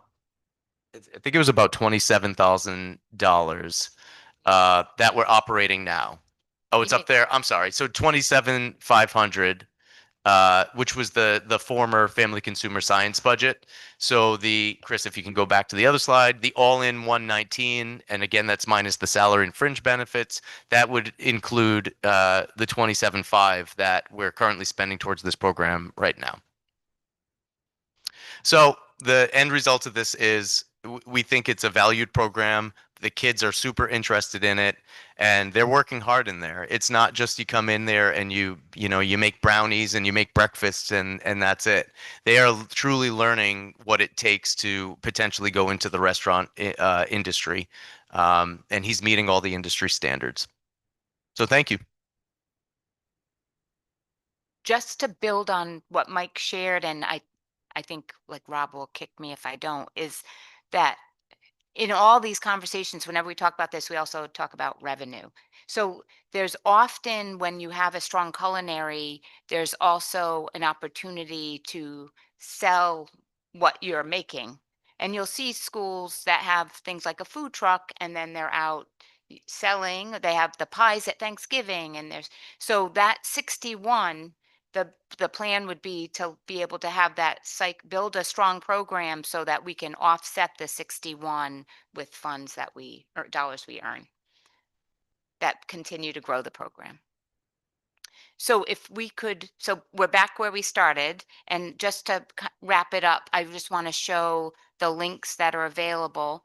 If we could go to the next slide, and just really, I think everybody knows, like I always have to have the piece that shows, we know that this isn't about the resources, but the opportunities we have, and that we really do have that relentless focus on learning and readiness for college and high wage work. If we go to the next slide, just to bring everybody back, this will be available to everybody. We'll send it out along with the budget stakeholder survey, I'm calling it. That's the last link with the QR code. And we'll ask for folks, anybody, to be able to provide thoughts, questions. There's also a budget FAQ here. It's fairly simple right now based upon what's in the report, but you will add to that. So if someone asks a question, we'll add it into the FAQ so other people can kind of keep their eye on what's there. And there's also a budget glossary, because the world of education is full of the acronyms and our own lingo, and we forget MTSS, PLC, it's basically like another language. So we've just put together that glossary. And then and going from the bottom to the top, lastly, the top is the budget report. And again, this is our version 1. We're expecting feedback and thoughts and questions and would like it to grow and improve. And we're welcome.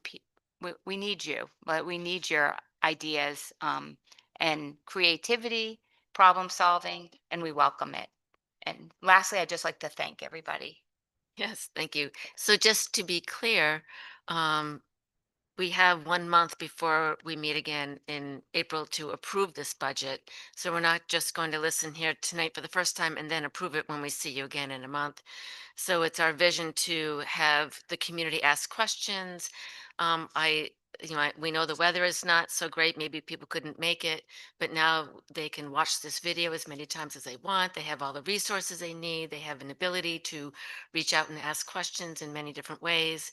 And then I would like to schedule another meeting, most probably the last week in March, just so it gives people time to give feedback and ask questions. Because there's not a lot of, there is no opportunity really to have a conversation with the community, and that we need because we have a school committee right after this. So the purpose of this meeting was to share all this information, digest it, look at it, share it with everyone you know, tell everyone you know about it. uh, I'm thinking we can put it on the town listserv. It can go on every single school letter. And then we'll come back and then we will have just a budget workshop. No school committee meeting afterwards.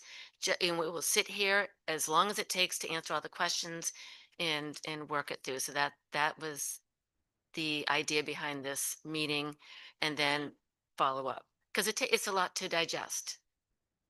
So that meeting has not been planned yet, but because I would like to, in my own head, do it the last week in March. Richard Finnegan, Ridge Road. Whereas the projected revenue, we're assuming flat state aid. Have we received any communication from the state stating what we may receive or not receive?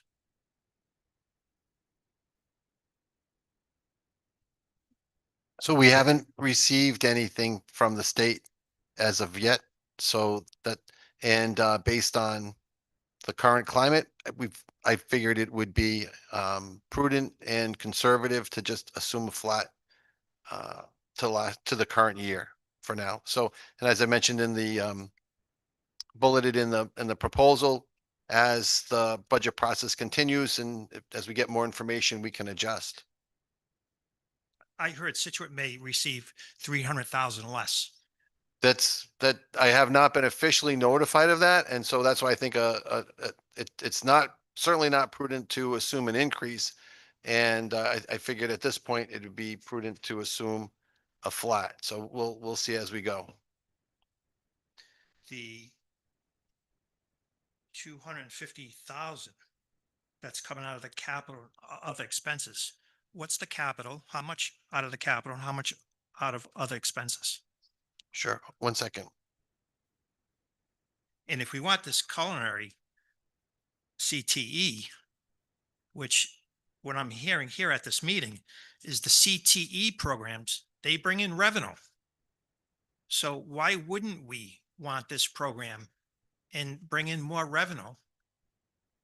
And if we need capital to start that program, why don't we put this $250,000 back and give it to the program so they can start? I'm sure 250,000 is not going to give you a kitchen, but it may give you a stove.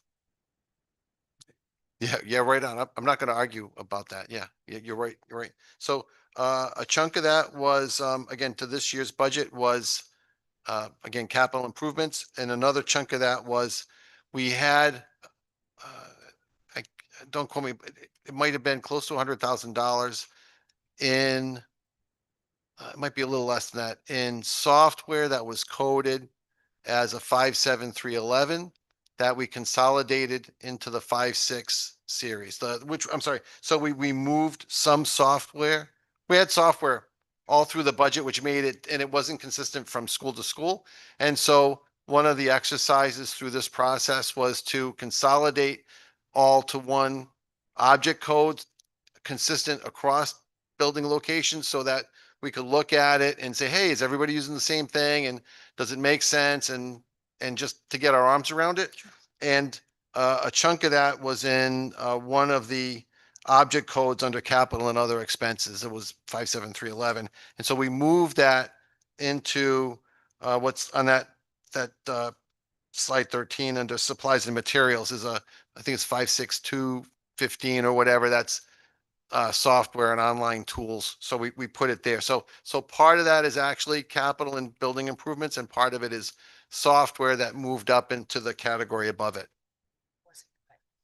Correct. It wasn't cut, it was moved. Oh, so that 250 was moved. No, what I'm saying, a part of it, Okay. about probably a little under 100,000 was moved, and the rest was cut.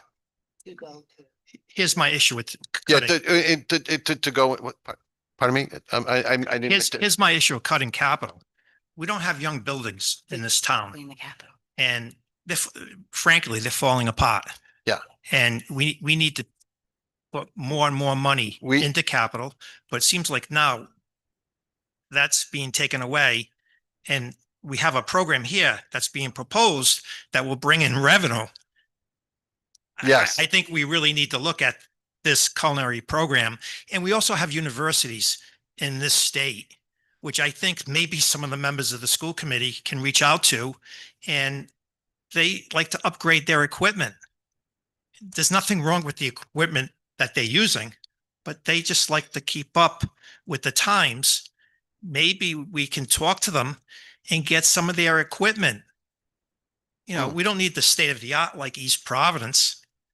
I mean, I don't know if anybody here has seen East Providence High School. Yep. So in addition, just for the audience, one of the other reasons why we cut from there is because it would make sense to fund some of those capital improvements through bonded debt through the town. So not a big project, but just even small short-term bonds. And it doesn't make sense for some of that stuff to live in the general fund or the local fund, the local appropriation budget. And so that was taken out. So when we say cut, right, it doesn't mean that we're not going to do it. We are actively looking for, and this, by the way, this goes through flows through the whole budget, this philosophy. We're actively looking at each element to say, okay, what's the best way to do X? And in the case of capital improvements, it would be, okay, let's work with the town to look at like a short-term bond or some other form of financing and say, okay, look, that might be the better path. So that's the a better picture. So, and Rob has been meeting with the town, so we're not sitting like it by ourselves saying, this is what we should do and pretending like we hope they're going to know. He's been having very active conversations to see, is this feasible? Is this the approach that we should do? And so trying to do things like that are considering the revenue source, using better revenue, not saying that we're not going to do it, just approaching it in a different way. But we absolutely agree with you, because it would be foolish for us to lay this foundation and not have a plan to see it through. I thank you for that suggestion about bonding. Maybe we can bond out a kitchen, a culinary kitchen. And I think it's a great idea because we do have room to bond out. Yes. We do have room. And I just want everybody to know why we're in the situation that we're in. And we're in the situations because the City of Providence Water Supply Board, they don't pay their fair share of taxes in this town. So the town council, not the school committee, but the town council needs to understand that agreement is coming due in 2029. So they need to look forward to it and bring more revenue into this town. Thank you. Thank you.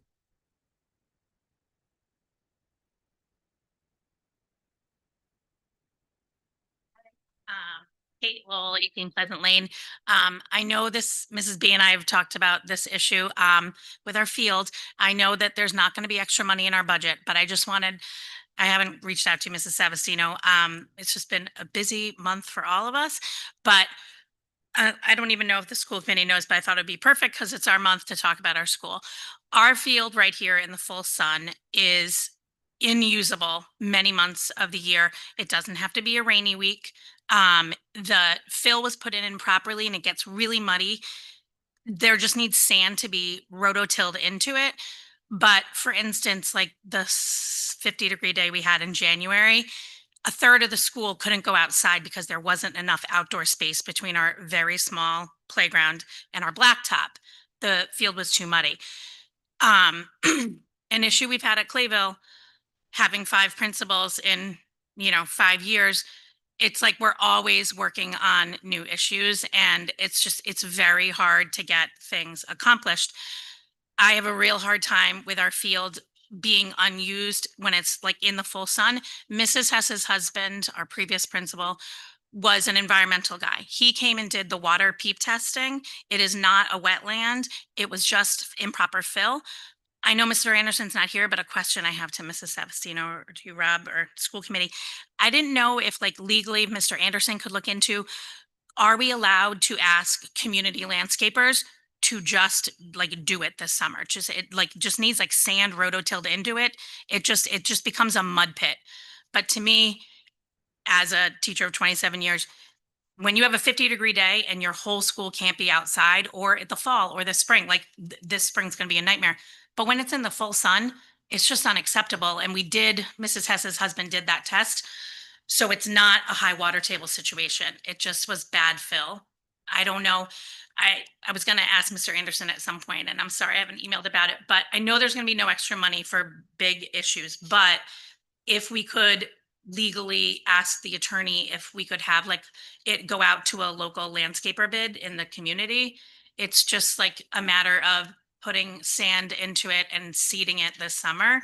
But it is unusable like so much of the year. But Oh, no, I appreciate you bringing that concern to us and it, I wouldn't necessarily, I'm not familiar with it, but I wouldn't necessarily write it off at this stage And- because sometimes, thinking of bringing it up, and it's like we have so many big fish to fry to keep into our budget.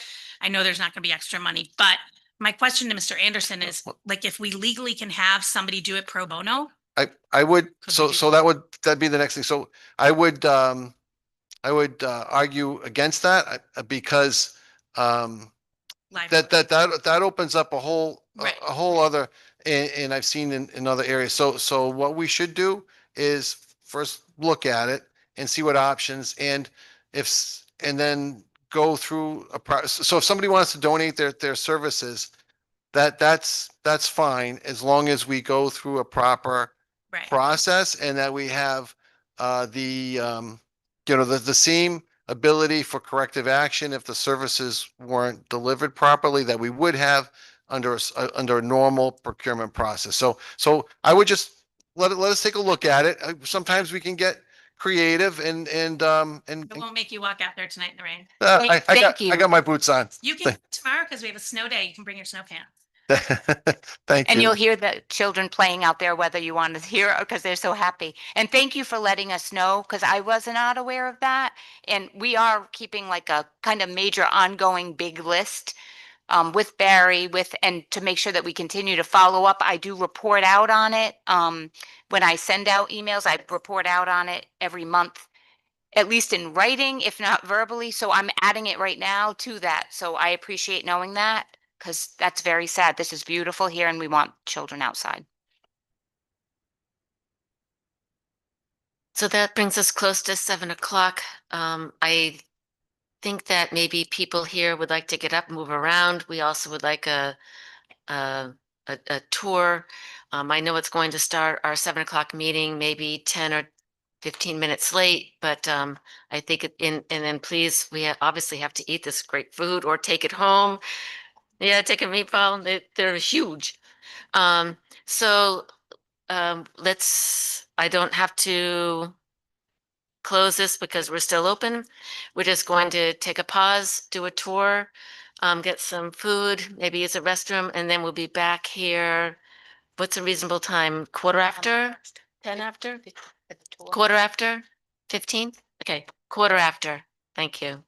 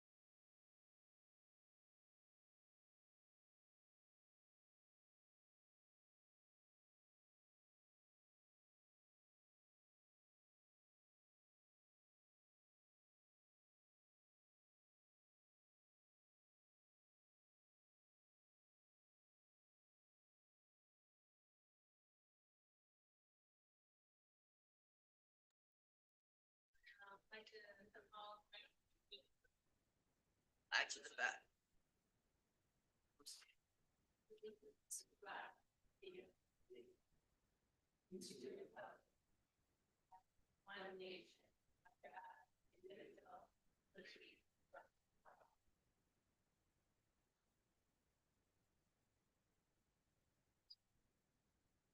Do I have a motion to approve the consent agenda?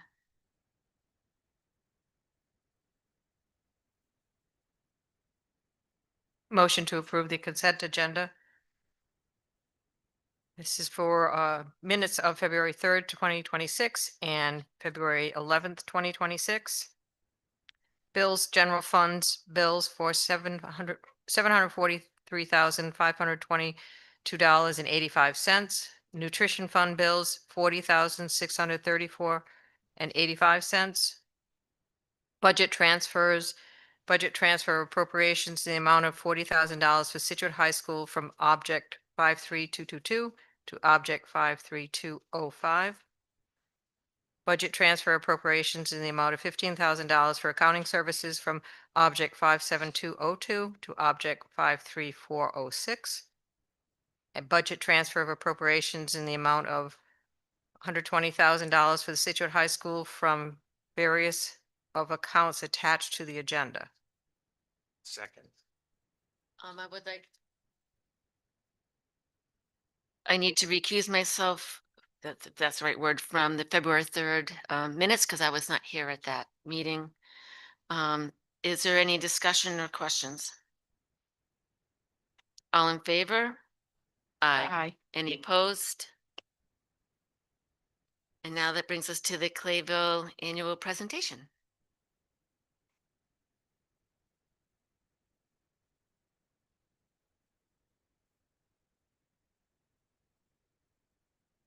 I'm going to go over here, I think, so that I don't have to put my back to anyone.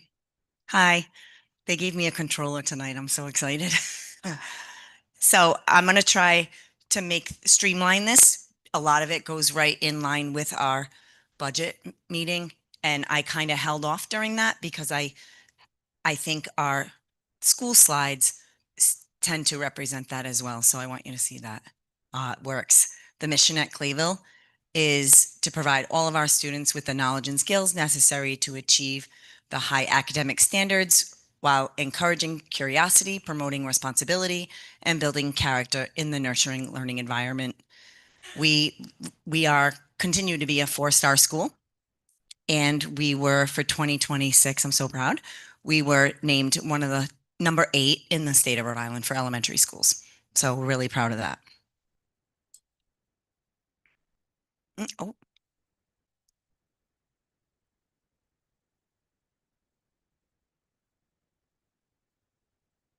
Oh, this is our Wildcat compilation of photos. Due to the snow last week, we didn't have a chance to put together a slide presentation, and the student council was very upset. We had a really cool plan, but we had to bypass it this year.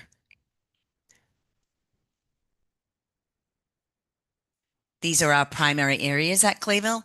And as I said earlier, our number 1, and it may not be listed like that in our school improvement team, but our goal is that SEL, because with that, everything else will happen. With our curriculum and our improvements with our academics and the SEL component, those two together will be fabulous. Priority, am I doing this in the right order? Priority 1 is to increase student engagement, and our school-wide PBIS program, which started last year. We have Wild Cash, and we also have a cart with our little trinkets that they can buy. Also with attendance monitoring, things we're ongoing and building and reinforce our core values. For those people who may not know what PBIS is. Positive Behavior Intervention System. Is that right? And support. Okay. So students can earn little tickets and then trade them in for rewards. And we've been actively working on our list of rewards since last year. They also have class points that if the whole class earns something, an itinerant or lunch person can give them a class point, and when the group earns 10, they get to pick a class reward. So it builds the individual and also with the class as well. It's still a work in progress, and we update it and make little tweaks to it all the time, but it's actually been really going well this year, and kids are loving it. Our dojo communication system, super proud of it. We have about, I think we'll be able to see on another slide, about 98% support with all families in the dojo. It's a school-wide communication system, and every class has a group, and then there's a school one, so I can post things there. If people notice they don't see a newsletter from me, I do one weekly for families and what is coming up for the week, and then reminders and then notes from me so that they can have discussions with their students about what's coming up that week. And then throughout the week, classrooms, teachers post pictures, events, and things like that. So you'll see later on the amount of posts and things that go on there. We have a school psychologist 2.5 days a week, with a social worker 1 day to increase that SEL, lunch bunches. We have check-in, check-out systems for individual students that are monitored, and other behavior improvement plans. The everyday speech is used for the tier 2 and 3 interventions by SEL support, biweekly positive office referrals that you'll see a picture of, SEL screenings 3 times a year that are progress monitored and meeting together as part of our whole child discussion.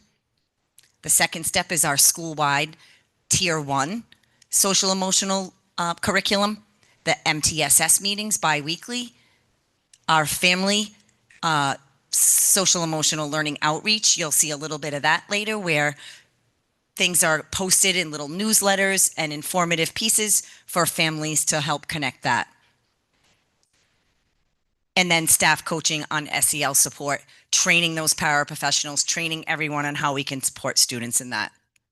And this is the poster of the core values that we recently did last year, and they're hanging in all classrooms and all common spaces as well. This is our PBIS committee. Some of the work that we've done is they meet monthly, run by my admins in training, Miss Groves and Mrs. Bergeron.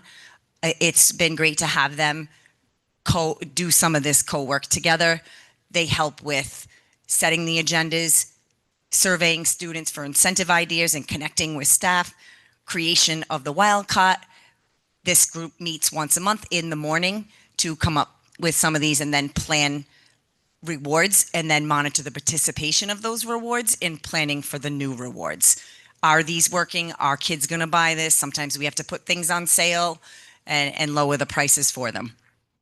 And then you can see here, these are, last year we had, since I started in the middle of the year, we were throwing out like a new reward, right? Like here's a reward because we were coming up with it as we went along.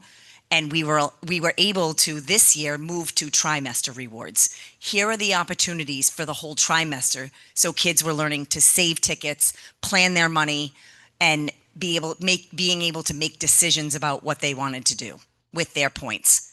Real world connections here. So we'll continue to do it by trimester because new things come up and they change. These are pictures of our positive office referrals every 2 weeks.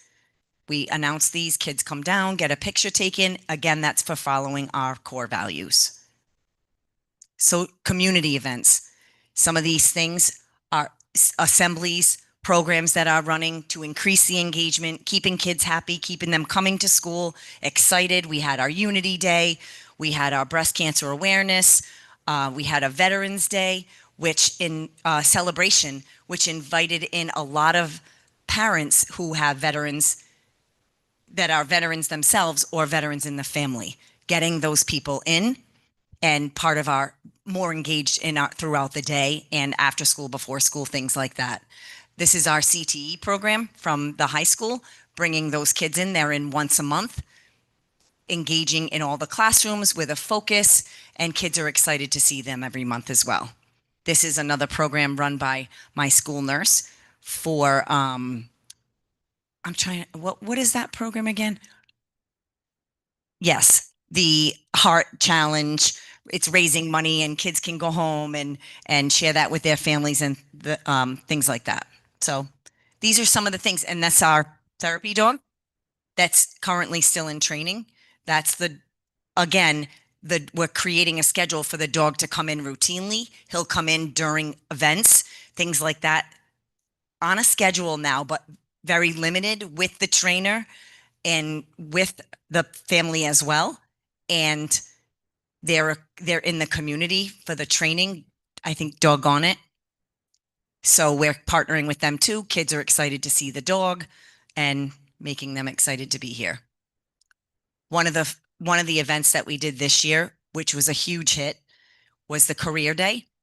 We sent messages and sign-ups for families to come in and showcase their career. Some of the faculty did it, some community members did it, lots of parents did it, and we held an annual career day. One of the things on our survey works that was low was connecting to the community, opportunities for the students, and we know that's a challenge here.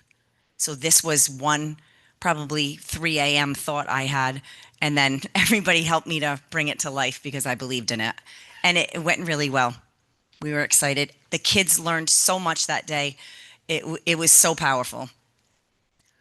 Sergeant Parenti coming in and having the police throughout the building, not just in emergency situations, getting kids comfortable with seeing them, visiting classrooms, talking to kids is exciting as well. High Five Fridays, or any day for that matter, anything that gets kids excited to come to school is exciting. We have the Feinstein Foundation, events run through that, our kindness tree. We just had a golden ticket, and the $500 will be made to a donation of the student's choice. I don't think she's decided yet. Some other spirit days and things that we've done to, again, keep kids looking forward to coming to school like they're going to miss something. As I was saying in my tour, we have redesigned our indoor and outdoor recess spaces. Last year, we had 76 behavior referrals from November to June, and 90% of them were between the 12 and 1 recess lunch block. So our teacher assistants were trained in recess rocks, which they had been trained in years ago, but I don't know, there weren't really any parts of that that were still intact here actively. So they were all trained, and that's kind of been a progress in the works as well. As you can see here, the outdoor recess zones were identified as A, B, C, D. We identified the staff, what their role would be, and clearly outlined zone expectations for kids.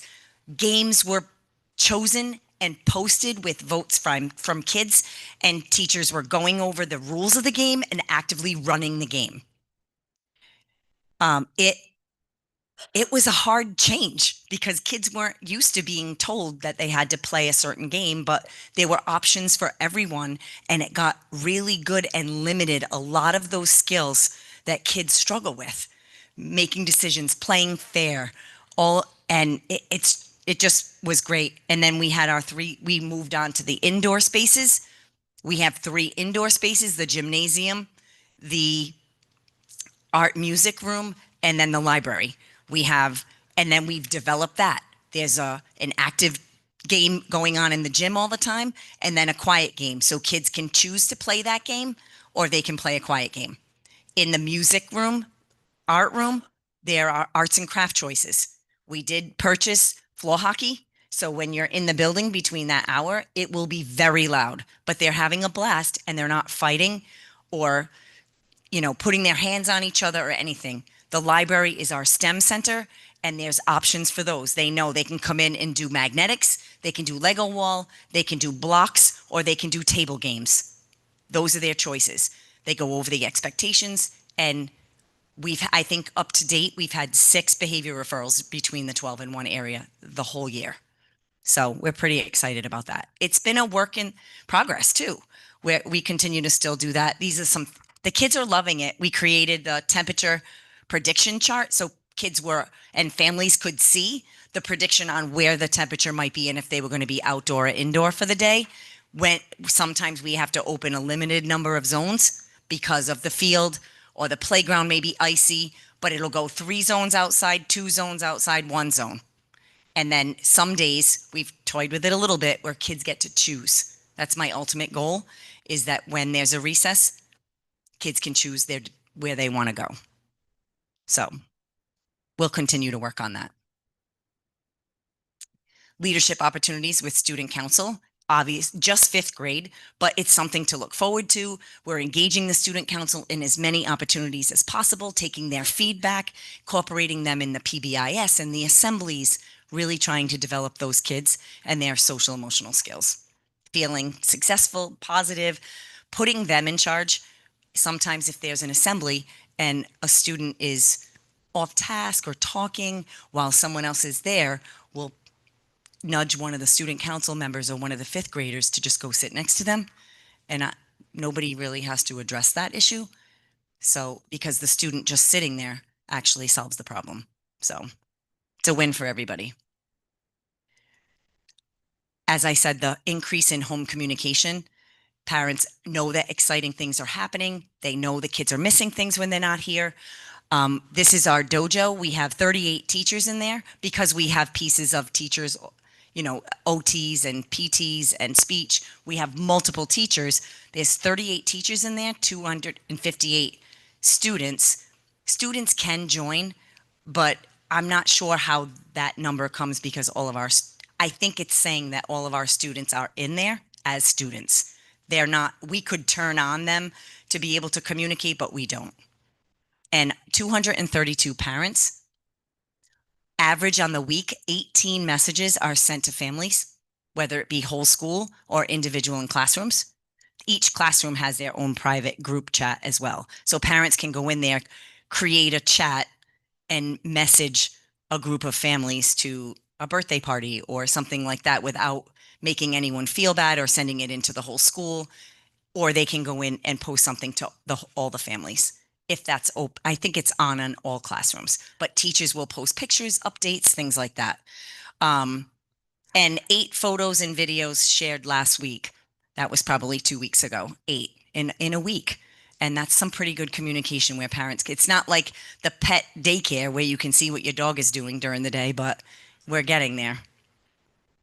And then this is one of the newsletters from our art teacher, Mrs. Downs. She, even though I don't do a newsletter per se every month to be sent out, she does this every month for the other newsletters, and I post it here. And one of the reasons that I love this is because it's always 2-way communication. They're not reading a newsletter and then wondering about something. Often we all make mistakes. They have questions. They can message in the group and say, you know, this link isn't working. How do I find that? And it helps everybody. Or they can message me privately with a concern or a question, something burning. So I really like that. These same things are being posted, and you can see up here, that's my weekly family news where I talk. This is every day of the week, just like for my faculty. I post what's happening for the day. So if there's a spirit day, if there's an assembly, if there's a special project, they can see it and they know what they can be talking to their kids about. These are my notes and then ongoing upcoming events. So we've gotten positive feedback from it, and it's been adjusted a little bit. We've added the temperature prediction chart on there. The lunch menu is linked on there, all of those things. So it's been pretty great. PTO sponsored events. Our PTO obviously is super active, decorating doors. Again, keeping kids engaged and excited to be in school. Teachers are coming to events. Their kids love to see their teachers at things. Everybody doesn't come to everything, but we try to split up and everyone kind of does their part. The trunk or treat is a big hit with the faculty. So that brings me to our chronic absenteeism. I'm proud to say that we're number 2 in the state for chronic absenteeism. We currently have 5 students out of 117 that are included that are chronically absent, and 2 of them within the month will come off that list because they had an extended illness where they were out for a long period of time, but are currently present all the time. We're only 60% through our year, so that those kids will come off. And so as you can see from this chart, this is the top 10% of schools and their chronic absenteeism. And I want to say that's at just below 6 days of absence. And ours is chronic absenteeism is at 4%. So, and we might check it a couple times a day. I don't know, here and there. And there's the nudge tools in there. And that's something I'm really proud of, because if kids are sick, we get it. We don't want them to come to school sick, but we don't want kids to stay home because they're afraid of recess or because it's not engaging or there's no fun things happening. So if I'll show you something. Oh, so these are the past 3 years. You can see for economically disadvantaged students in 2023, we had 36.3% of students chronically absent for economically disadvantaged. In 23-24, we went down to 34.3. And in 24-25, we went to 3% chronically absent. Yep. And then the other one is students with disabilities. Again, we'll go through. Students with disabilities, 2022 was 22.7% chronically absent, down to 21 in 23-24, down to 9%. So I think what we're doing is working, and I'm really proud of that and excited. And that's why I look at it every day. If kids are not coming, I want to know why. So the last thing I wanted to say also is on those families, if student has 18, 19, 20 days absent, we know there's a reason. Looking at that whole child, we're looking at the progress, we're looking at proficiency, we're looking at SEL supports, we're looking at that SABRS. Our team is coming together and saying, what is going on? I'm calling those families in and saying, how can I support you here? Because here's all the data and I'm very worried. And sharing the statistical information about kids' absenteeism. So then moving through is our math. You saw all of this earlier, consistently implementing our curriculum, use of progress monitoring, small group instruction, differentiated instruction, teaching our paraprofessionals to be able to mirror those teaching strategies and strengthening our PLCs. Here's our math. Now we're using the RICAS as well as STAR. STAR is what we use to benchmark and progress monitor. And then you'll see, so of the students in grades 3 through 5, 60% of our kids on RICAS had typical or high growth. Now, students that are typical or high growth in math on our current STAR, which we use to predict how they'll perform, we're at 82%. So do we know we have issues there? We do. But our projections on our data progress monitoring shows that 82% of our kids are going to have typical to high growth. We're not happy with that, but we're getting there. And you can see that here. So 18.4 right now is projected to have low growth. And we're working on that. We meet bi-weekly on those kiddos. And then all the rest are projected to have typical to high growth. So in 24-25, 47% of our students were proficient in math.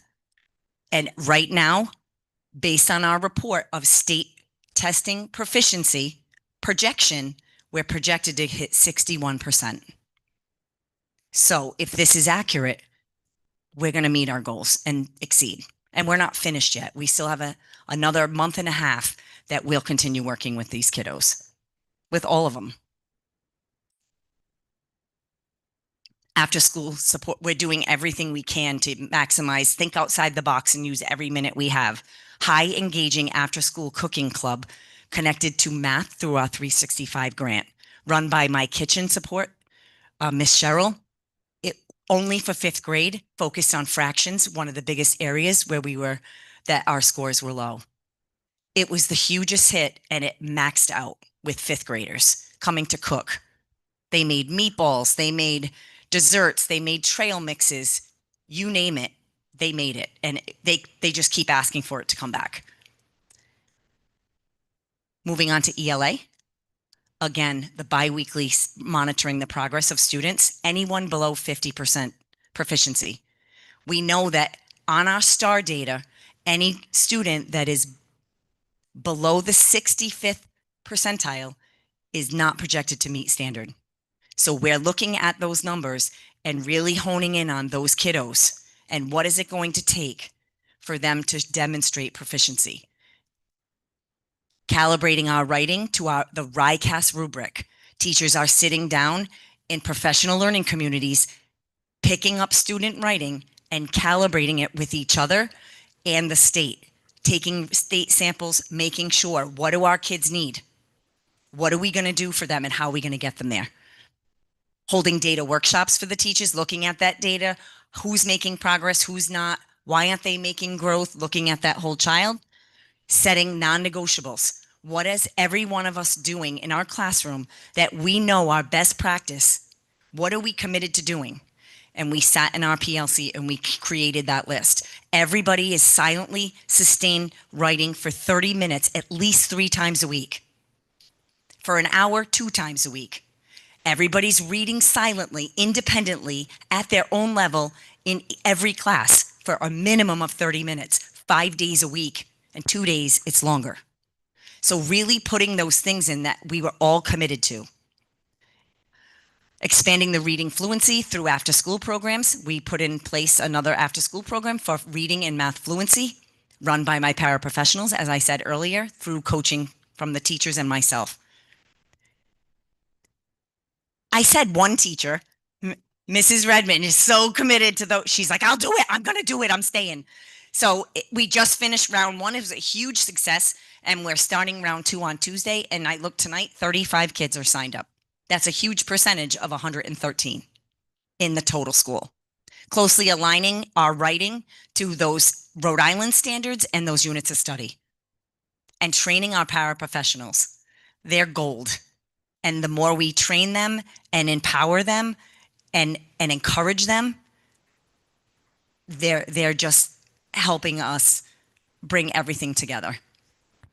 So it's been really great. And this is the RICAS rubric. In ELA, we had 64% of kids on RICAS last year with typical or high growth. Right now, where we are, 77% are projected to show high growth from where they were last year to where they are now. That's the growth in a student.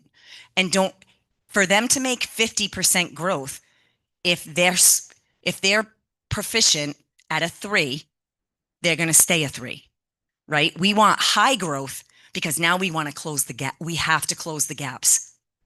And that's what we're zoning on, those kids and those numbers. This is a weekly, if not a daily thing we're looking at.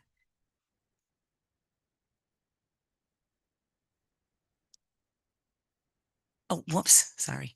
Okay, so last year we were at 37% proficient in ELA, and the projection right now on STAR for success on RICAS is projected to be 59%. So we're looking forward to that, and we still have a lot of time.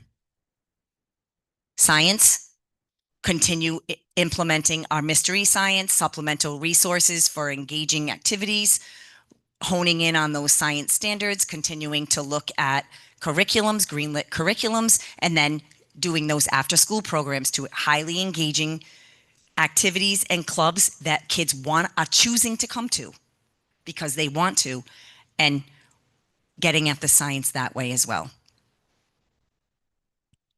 As also whole school assemblies like the science, the POW science, and things like that, where we can get the best bang for our buck, make them really fun and engaging, and we're hitting some of those science things. Analyzing the NGSA results,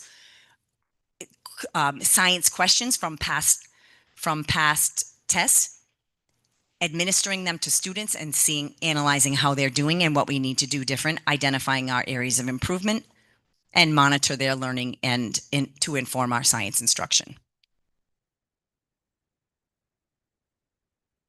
In 24-25, we were at 45% proficiency on science, and we're hoping to go back where we were at 75.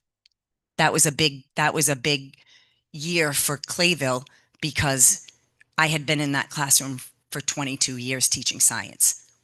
And mid-year, we had to put a first-year student teacher in there from November to June. And she did phenomenal.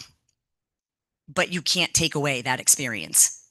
You know, and I tried to support her. Everybody tried to support her, and she did a great job. But we took a hit, and we're going to get back where we belong. After school robotics helps hone in on that. And I did want to highlight our integrated preschool.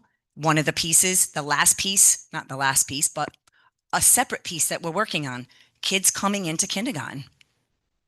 They're coming into kindergarten not prepared, and increasing those reading opportunities, those learning opportunities. We're moving towards increasing our pre-K program. Mrs. Redmond is here. When she got here, Mrs. Redmond was our pre-K teacher. She walked into a 1-star pre-K because we wanted to get it on the books. We wanted to be in the program. We wanted to be rated, and we were a 1-star program. She could talk to you about an hour of what happened that 1 year. In May of last year, we were named a 5-star school. And that doesn't happen. I thank her. I thank my team. And I can't say enough about our pre-K teacher that came in this year and picked up where Ashley dropped off. It's been phenomenal. You saw the classroom. These are the standards that you're evaluated on the Bright Stars, and every one of the standards came in a 5.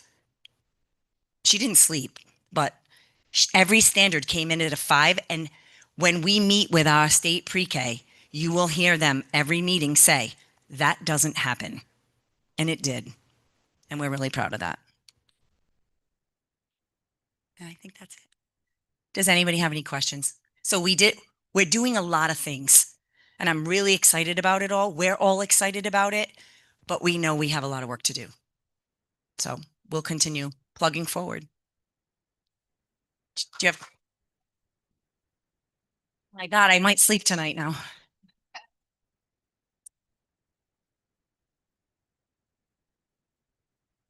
So this brings us to acting superintendent's report. Thank you, Lori. That was outstanding. You should be very proud, the whole Clayville community. I'm going to just start first. This is all available as part of the packet for tonight publicly, but I'm going to not clearly read the entire thing, but just hit some, not that I haven't talked enough tonight, but just through the budget workshop, but I just want to hit some very important highlights. So for example, our Alice Plus crisis response planning, just to give you a quick update, the team has met, and then we did have a few, let me just say this. We had a team of folks go during the February break, the week before last, to a training in Cranston. And I'm grateful that they gave their vacation week to go be trained. And I'm also very proud that we had such a strong representation, including our all of our elementary principals. So I look forward to and I'm already bothering them for their leadership in terms of our next steps. We also have another team going to Worcester for the next 2 days. So more heavy on the secondary. And so we'll have I don't have the number in front of me, but I'm going to say between 10 and 12 instructors across the district. So with that, our next steps are to have, we have a PD day, March 27th. And so if we think about Alice, basic kind of Alice instruction, it's about 8 hours is what we're thinking for the classroom teacher. But what we do is break it up into a part 1 and a part 2. So we're looking on March 27th to have the secondary trained in the part one. And so, and then the elementary, we would pull out by grade level and work with them for that 4 hour. So we'd have a, I think a, kind of a heavy lift taken care of in like the next 4 to 6 weeks. This does also include part of that heavy lift is that we're creating not just Alice training, but we're calling it Alice Plus. So there are some aspects of Alice training that we feel that there are some gaps in. So, so we're going to work on those aspects and make it a more comprehensive Scituate Alice Plus version. And I'm grateful for our partnership with the police chief and the entire police department where, and we're looking forward to doing these trainings together. So that's I just wanted to make sure that we had an Alice update tonight. We've been trying to keep everybody abreast of our work together. I also want to share, moving into the employee updates, we're looking to have some short-term capacity supports and just include in the business office 8 to 10 hours a week just to help us with this short-term support, just to make sure that we wrap up the FY25 audit while managing the ongoing operations, and then also continue to work on the FY27 budget. Also, another update, which did get a little blown up by the storm that we had last week, is our meetings with Northwest Special Education Region. While I do continue to work with the superintendent there and Brad, we were scheduled to have one of our regular planning meetings, but we're not able to do it because we were instead called to a meeting with the commissioner about the storm planning. But we are rescheduling for the next week, and I'm continue to be confident that there is plenty of room for a strong partnership and for that, I think, to the 2.0 version of the region to look even better. Also, I just want to share that we'll be working in the next couple of weeks to have a PLP guide, and our next step is a guidebook is to continue to work with the interventionists, MTSS coordinators, the coach, and other educators to provide feedback as we kind of compile in a guidebook all of the MTSS literacy work that we're doing here and document it. And then I also, just a reminder that we are in the middle of our state assessment season. So we're looking at RICAS, PSAT, so RICAS for grades 3 through 8, PSATs and SATs, so for grades 10 and 11, and then also NGSA science for grades 5, 8, and 11. And also just to think about these assessments really not as a test, but they are important milestones. And I think you've heard about us report out about the content and use them all night long and hear about how we point. Hopefully what we're going to do is reflect on the hard work and growth and the learning. And we're going to encourage our students first to be present, as Lori so eloquently talked about tonight, that importance of being present for these assessments, having the healthy routines, good nighttime, before they go, the day before, make sure they go into bed early, eating a good breakfast, and have the positive mindset, because we really want to approach these as a way to showcase our learning. And so, so I'm just kind of reaching out to everybody, not just our learning community, but also the wider community to support us, and grateful for the heavy lift, because it is a heavy lift to administer these with fidelity, but also we have a lot of reason to celebrate. And then I'm going to jump into a facilities update, just sharing that, of course, again, another delay because of the storm, but just did want to share the steam boiler. That is the work that we need to do for at least a very significant Band-Aid, more than a Band-Aid at Hope, was delivered today. So I feel like miracles do happen even on a full moon. And so, so that is scheduled to be installed. So maybe that may reduce your like 4 a.m. emails from me telling you that the heat is being worked on, and at least at Hope, we're hoping. Also over break, and I have again in writing uploaded attached this a more comprehensive report, but just sharing, I'm going to just pull out a few things. The girls' bathroom was fully repainted at Hope, and the additional sink was installed, and that happened over break. So we're excited about that. And then you can expect the roof RFP for Hope this month. So that's moving forward. And then it wouldn't be a winter school committee if I didn't get to talk about snow and storms. So I'm sorry, but I'm going to just talk a little bit. But first of all, um, want to thank everybody for their support because we were closed all last week, but it was not something we clearly expected or thought was going to happen, even if you asked like on the first couple of days. We did have 12-month staff that did come in physically, like came in, checked the buildings, worked, um, and so it was quiet and lonely, but it was wonderful to at least have some folks here physically together, and I'm grateful for that. Primarily the leadership team and central office, and of course our facilities team and our custodians that were remarkable in their work immediate, like during the week. I'm so grateful also to the chief. He is here tonight because he lets me call him day and night and we brainstorm. Well, it's very difficult, and I'm a black and white person, and it certainly was not black and white. And maybe I thought, like, I think we can come back. I always want to come back. But sometimes, other things like narrow roads, even this one right here, you have to fit a school bus down the street, and that's really important. And it was wonderful to be able to brainstorm it with EMA, with DPW, the chief, to counsel through what does feel like a very big impact to our teachers, our children, their families. And it's not something we take lightly. But of course, safety has to be first. And that is completely where we leaned on all the decision making. I will say that I'm so proud of the principals who reached out and did a staff check-in with each of their buildings. And asked for their feedback about how their staff were doing. And looking and listening to those stories really ground you as well to understand, the human side of what a storm like this, how they can impact people. And I'm grateful that people did help us and talk with us about what they needed and how we could help them, or even just share their story so we could better prepare the schools and understand what they were worried about.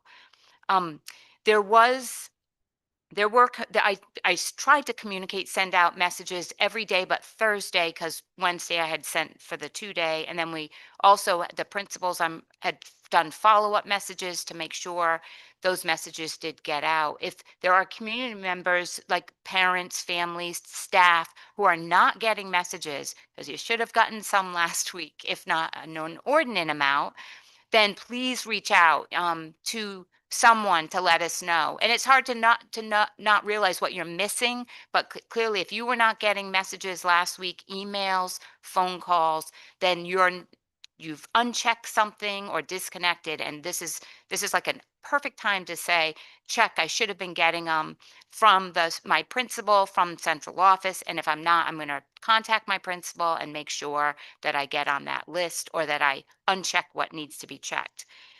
Ultimately, we do end up with a calendar that has been impacted significantly. And we'll talk a little bit about this as we vote, as there's a vote later under business, new business, but I'll just share quite simply, we missed 5 days of school. 2 of those days were emergency days.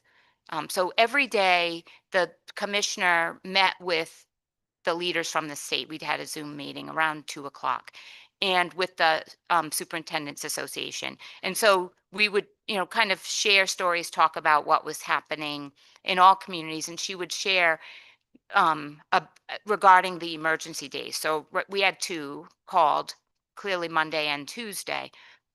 That's not an automatic waiver for makeup, but it is something that if the Board of Ed, Board of Secondary and Elementary, if they vote for it to be a waiver, then you can all, the school committee can vote to also have it be waived. So we have 2 days in that situation. I would recommend that we talk about it tonight. They have not voted at the state level for that because they had to cancel their meeting because of snow, but they do intend to bring that forward to the council for a vote. And then we would be asking you to consider that. That would mean that we'd have to make up 3 days and our last day would be June 18th.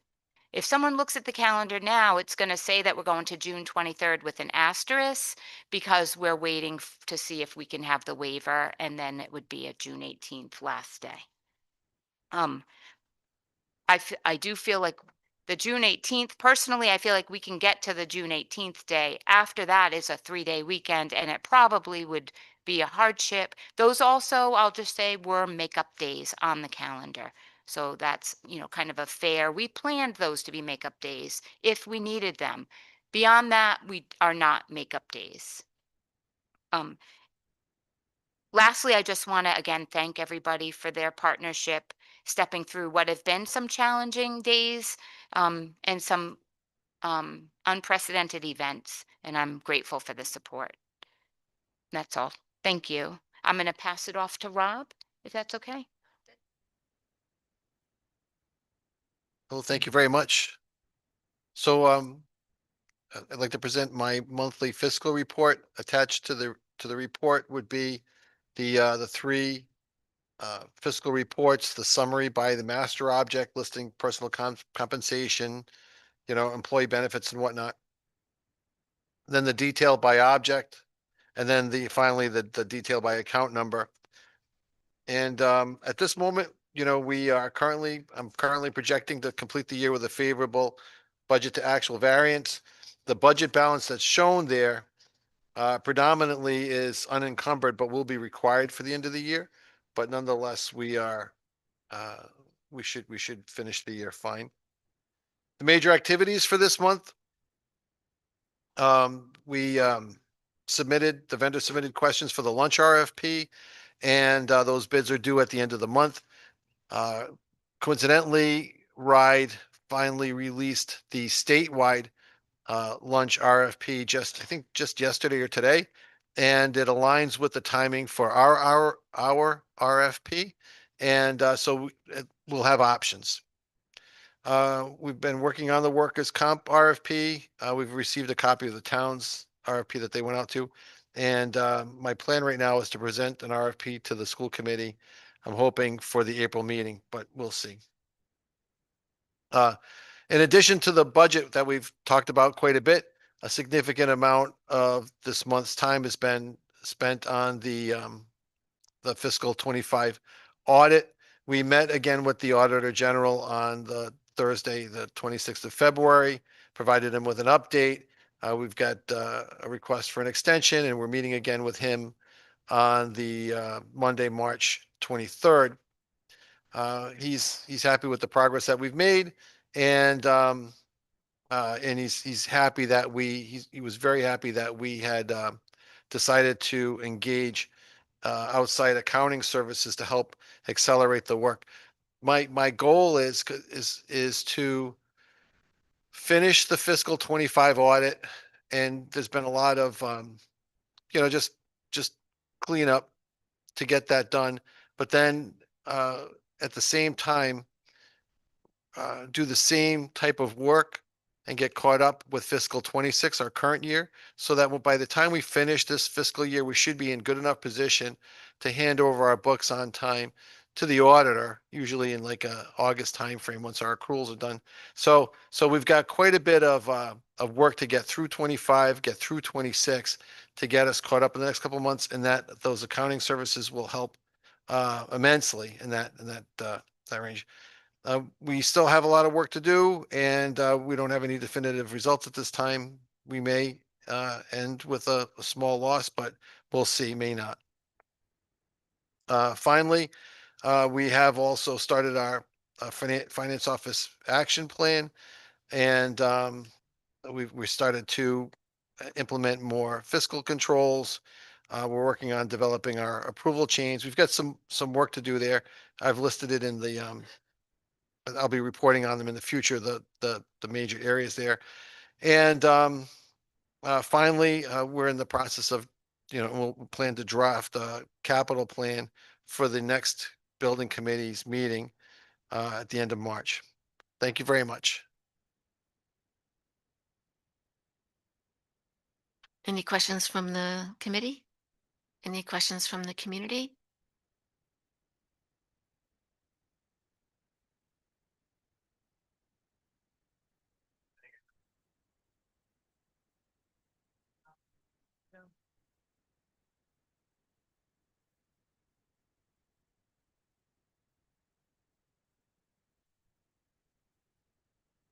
Richard Finnegan, Ridge Road. I want to thank you, Mr. Baxter, for going over the audit. Are we going to have the audit before we vote on a new budget? So the audit has to be finished here at the school. It goes to the town, then town presents it to the municipal finance office, Auditor General. Will we have that audit before the new financial town meeting?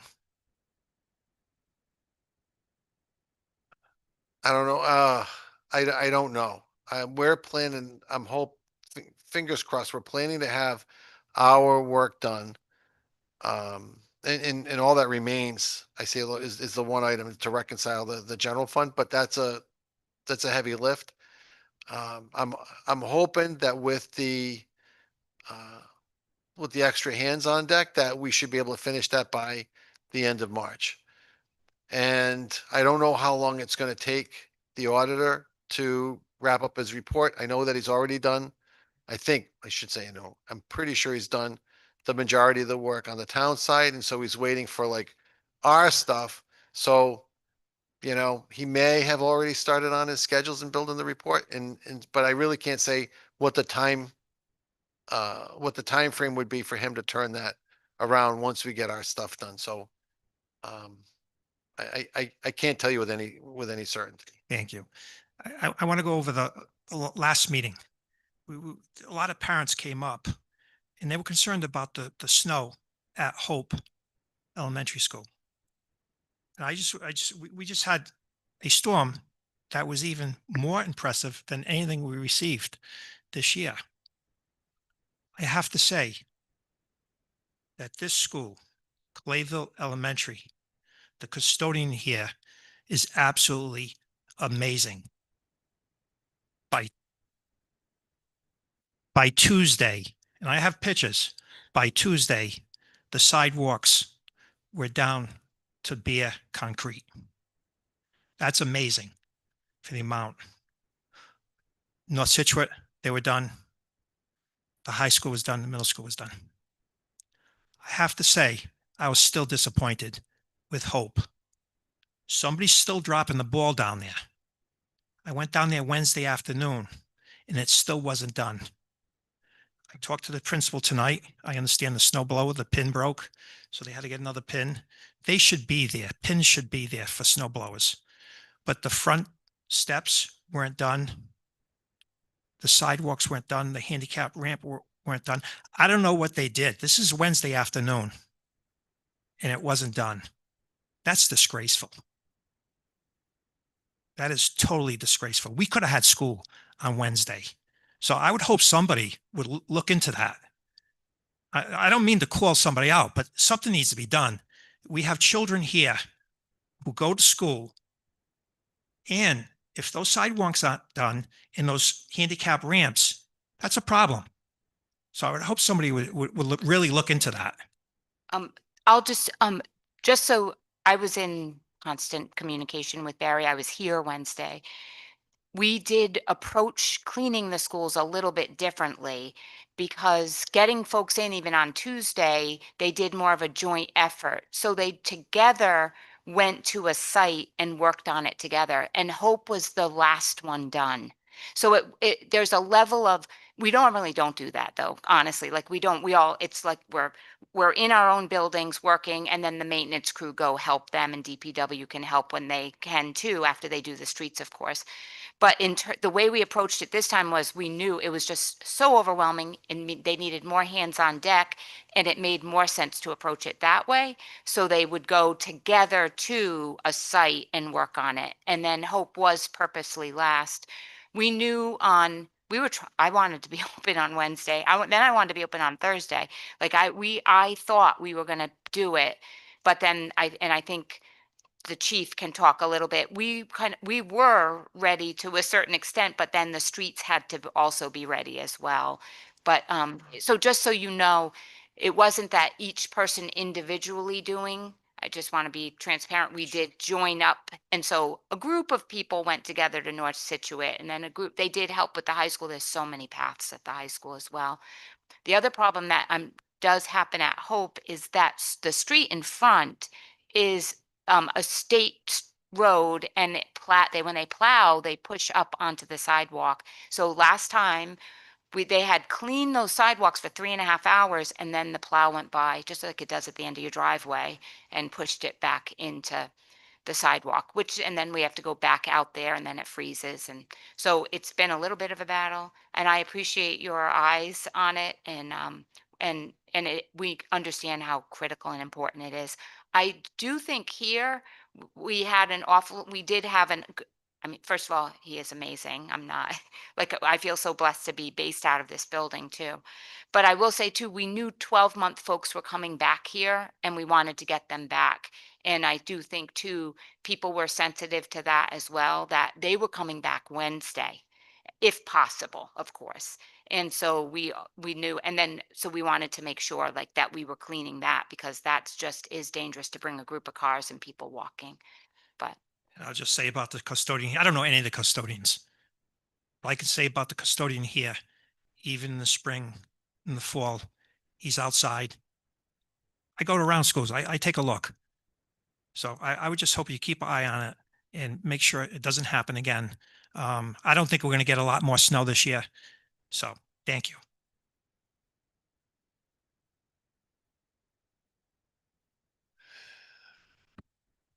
Couple of points I'd like to address. Number one, not active shooter, Alice training. Alice training in Cranston was unfortunately the same week we did 16 hours of active shooter training at the high school. Went well. We couldn't send anybody to Cranston, but we have Sergeant Nangle, who is the lead on our active shooter training. He's going to be in Worcester tomorrow and Thursday for the Alice training that's this week. And Sergeant Parenti is trying to determine what location he's going to be training at. He's going to go also. Unfortunately, he has a vacation plan that he can't make these 2 days. To address the snow week, constant communication is low end. It was like hourly. The superintendent and I were on the phone. We conferenced in the EMA director. When I say she, the superintendent was expecting to open the schools Tuesday. Tried to explain to her on Sunday night and Monday morning that this is a significant amount of snowfall, and we weren't trying to set any records, but we did set a state record in snowfall amounts. And cleanup was the rate that the snow came down was impossible for even the heavy big trucks to keep up with. At one point, the state and town pulled trucks. We had cruises positioned at the different fire stations in town to keep everyone off the road because we didn't need somebody getting stuck. That's the last thing we need. And the trucks out there during the heavy 4 inches an hour, I believe, was at one point. There's no way to keep up with that. So to attack it at a lesser rate, and I'm not trying to speak for DPW, they did a great job. John Lamastro and those guys did a fantastic job trying to maintain everything we can. And I was in contact with him, John Robinson, the EMA director, who was always keeping us up to date. We had a conference call with John, I believe on Wednesday when you wanted to open the schools on Thursday and Friday. And we were sitting in the parking lot of North Scituate, and it said, it's not happening. It is not going to happen. I don't make the call, but it would be almost impossible to get these things ready. Once DPW realized schools were going to be paused for the rest of the week, their focus was the roads, and the roads were the best they could get in that type of storm. Not only were we concerned about buses traveling these roads, One concern I had, and I expressed my concern to the superintendent, was the student drivers that go to the high school. Where are they going to park? We need to clear that lot. Number two, them driving in a snowstorm, and this being the first snowstorm they are driving in. Mounds of snow at exits, mounds of snow at intersections. Grown adults were getting in accidents, never mind student drivers had trying to get to school. So factors that we think about, not necessarily everyone thinks about, but public safety is our job and keeping everyone safe. The governor carried the emergency order over till Tuesday, so that eventually shut everything down again. And then the DPW, again, I'm not trying to speak for buildings and grounds, DPW, they did, but working with them and communicating with them that the schools weren't going to be open until Monday, it gave them extra days to work and assist cleaning Hope. Hope was it's a big project down there. They have that main street, clearing that sidewalk is not an easy job. And I don't know if you've seen the snow mounts. The snow mounts were over 6 feet probably down there. And they did a great job. They did the best they could clearing that. We got schools open for Monday and all's well back in the school land. So any questions? Try and answer. I just can, if I can share one that when we had one of our conference calls and we were talking about, everybody talks about snow plow, snow plow, snow plow. The thing with this storm that was different from anything I've ever experienced was snow removal. Yes. So what we needed to happen to open school that had to happen on Thursday and Friday was taking snow away. And normally you push it out of the way and leave it, but we did not have enough room for parking. And then getting the feedback through the principals and what teachers were sharing was that teachers were concerned they were going to come in, not have a parking space. And it's still a struggle, honestly. I've gone to all the schools. I had trouble today at Hope. I had to drive around, go to another. So that snow removal was critical for us to be able to function. That was a discussion we had with John Lamasco at DPW. The streets in Hope are all narrow. We've all been down in Hope. Hope's side streets are narrow. You only can push that snow off to the side so much. And they had to work on snow removal. But backloaders, dump trucks, and just one dump at a time heading out to clear it. And it's a major project. It's a undertaking that they did, and they got it done. And they did a great job. Thank you.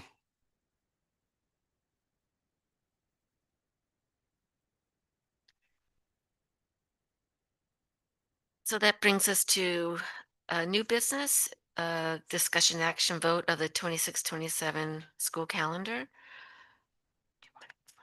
Sure. Want a copy?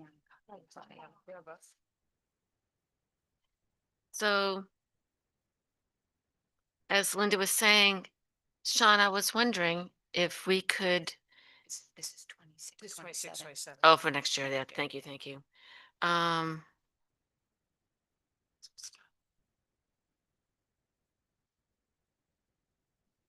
Yeah, what is the first day? August 25th. Oh, that's starting earlier than normal. Correct? It's similar to this year. So this year we started earlier in August. And so building this, what we're recommending tonight for the calendar. Is this a state calendar? Yes. Okay. So building what we're sharing tonight with the calendar is grounded in the state guidance, which on the back of the printout you have, and then on page 2 is the guidance from the Department of Ed, with some level of a Scituate flair to it, if you will. So for example, we have 2 professional development days, and then there is some they make the recommendation for February. The state makes the recommendation for an April. Some people choose to do that differently.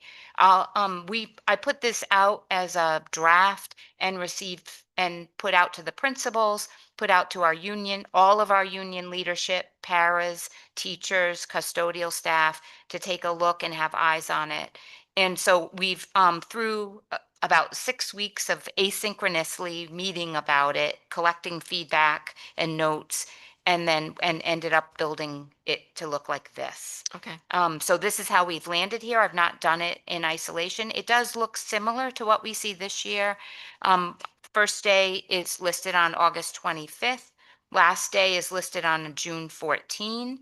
The 2 PD days sit on the primary days. that would be, we would need to have off anyways because for election. So the PD days sit there. that? Yeah. We're questioning where election day is. And then the 4 built-in makeup days. Mhm. How many built-in makeup days did we have this year? Did we have 5? I think we had 5. We, 4, Patty? Although I'm not anticipating needing 4 days again. I have no, I mean, if it's passed the muster of everybody, all the administrators and everyone who is living this calendar, and it's a draft, when does is this the final vote for this? this would be your, so it's a draft till you approve Approve it. it? Yeah, and then, and in my kind of head, and maybe it's different here, but and then it would turn into a final. It doesn't mean that we still couldn't come back and talk about it, but we would like to share with families what our planning has been, and what their planning can be moving forward. And then it has to be approved by RIDE, correct? We've submitted to RIDE, but ultimately They don't have to. we have to meet their requirements, and we do with this document. So for example, we have to have graduation. It can't be scheduled after a certain number, 171 days or 180 days. Things like that are already embedded in. Sure. Are there any questions or comments from school committee?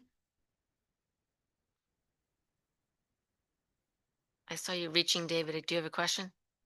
Any questions or comments from the community?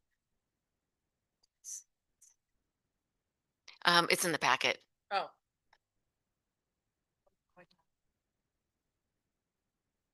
Michaela Driscoll?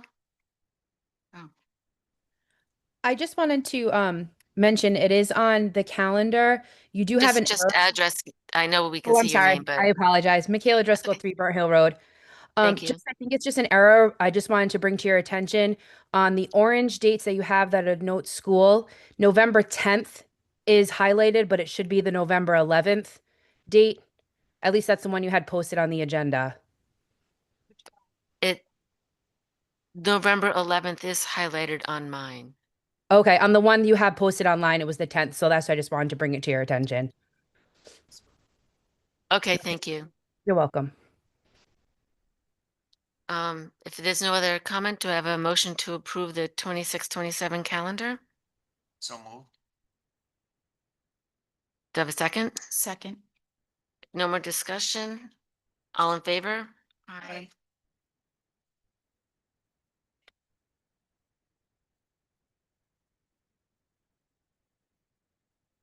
Doing the 25-26. This is this year's calendar. And that's where you were talking about, Sean, I was wondering, could you explain this to us? Can we make a motion that rests on RIDE's vote to waive the 2 days? Can we say, if RIDE votes to waive the 2 emergency days, then I make a motion to have the last day of school being June 18th? So I don't have the benefit of having the calendar in front of me. Is the calendar that is being asked to talk about tonight reflecting the 2 waive days? No, that we're still waiting for a RIDE approval. So unless if RIDE doesn't approve it, then we have to revisit the discussion. Is that right, Linda? If RIDE does not approve those days, can we still have the last day be the 18th, or by law are we not No, allowed to? you right now there's in terms of trying to jump ride, my recommendation would be approve the calendar as is. It assumes that we have 180 days with all snow days currently for the last week, right? Is that correct? Mm-mm. They're asking for the current year calendar. Right. Not, so we pushed, so this school year, we pushed out, it has an asterisk, so it has a disclaimer. It says the 23rd, Okay. but then it says, but the last day will be the 18th, pending Oh, that's approval what, okay. I from the understand. school committee and also from RIDE. So you're just asking, can this be approved as is with that asterisk because RIDE has not yet approved those 2 days? That's fine with the disclaimer, and as long as it's everyone here understands, and then of course, then you're gonna have to message that out to the public. If for some reason that does change, you're gonna, you have the asterisk there already, so Yeah. hopefully that's helpful. You're just gonna need to message that out. I'm just But no, hoping I to don't, get the vote done now so we don't have to come back and vote later. yeah, then- I understand that, yes. Okay. Yeah, and so you can approve that as is. So I thought you were making a change to your calendar. Understood. So, Sean, do they have to come back and vote again if RIDE does the waiver? Let's say next week they have a Mhm. meeting and they do the waiver. And so then if they're like, the 2 days are fine. Does this count as their approval from a school committee's Would- perspective? I am making an assumption that that would be the case. Okay. You may still have to come back if there's particular language that RIDE wants the school committee to approve, but I don't know what that is I've until never RIDE approves seen- it. So Okay. you're trying to jump the gun, which is efficient, which is fine. But Pretty much. Do we what's the have, point of do we what? have to vote? What's the point of voting on it now if we're possibly going to find out next week and we have to make a revote again? Is there a benefit of us voting tonight? Other than you've already have it done, I don't know of any. I'll it just share for public? me, it's for, Mhm. it would let me know that you agree with doing this. And then that for our, because if you say right now, no, I don't want I don't want those 2 days to count as waiver days. I want you to come, then it changes our planning because it really doesn't matter what RIDE says. You would want us to be making those days up. So it would let us know from our calendar planning here in the district what we should be leaning into and what the will of this committee is. Because just because RIDE approves it doesn't mean we have to approve it. Gotcha. Okay. Right, so unless they have some special strings attached that, but I doubt that would be the case. If you approve your calendar tonight with the modification that says if RIDE approves, we've already pre-approved the waiver of the 2 days, then you're good to go Okay. this evening. But I think, the superintendent can report back if you do need to have the calendar come back in front of you for some reason. Linda, can I have some clarity on this calendar then? So it has, as it's written, it still says that the Tuesday, the 23rd would be the last day of school. 4, 5. So that's, So with not including the waiver, so the calendar right now, yes, because officially Tuesday, the 23rd would be the last day, because there is no waiver in existence as of right now. It also on the 19th has a little asterisk, and at the bottom of the paper in font size -3, it says this may change pending approval of the waiver of RIDE and SSD school committee. If approved, the last day would be 6/18/2026, because the 19th is actually a holiday, Okay. and the actual last day would end up being the 18th. So we have written in the corner, this, it must be me. I'm sorry, folks. But if we're getting hopefully 2 days waived, oh, so that would be the 23rd, 22nd and 23rd. yeah, the Okay. 23rd would be one day that you could count as a waiver day, the And 22nd. And The then 19th is will the be a holiday. holiday, and then the 18th will be the Sorry, last didn't day. Talk it out. Yeah, no, I get it. I get it. Can I ask Thank a you. question? And I hope we don't have this situation, but if we did get the waiver and we have another snow day, would it mean we would come to the Monday or the Tuesday? Oh, I'm just asking. Technically, yes, Oh, we would have it'll to, be the end. we would have to make that up. Okay. I would, I will take a look at Serious. I know, I'm a little in shock from, you even say those 4-letter words. SNOW. No, I'm just teasing, Lori. Yes. We would have to make it up, but there doesn't mean that we couldn't take a look which is something already kind of underway to see, could I work with the police chief? Could I work with, to just go back and say those like that, I couldn't have sent children to school if I wanted to on the Friday. And so we have, for example, another community saying the bus company wrote a letter saying the buses could not have traveled these roads. Will you waive another day? So we could go to RIDE and ask that. We could also, our length of our school day is longer, and the commissioner, and I'm only saying these things because met with the commissioner for, 5 days in a row about these kinds of things we could look at if we ended up in a situation. The other thing is looking at our length of our school day. We could get, because really they let you look at minutes now. So we do have some 330 minutes is the length. We have a little bit longer. So it might be a little bit of math that we have to do to calculate that out. But I would do that. We'll do those kinds of creative things to see, because I'm not confident that a lot of folks are going to want to return on the 22nd. And we know Clayville wants that negative, they want to work on that absenteeism. Yeah. Thank you.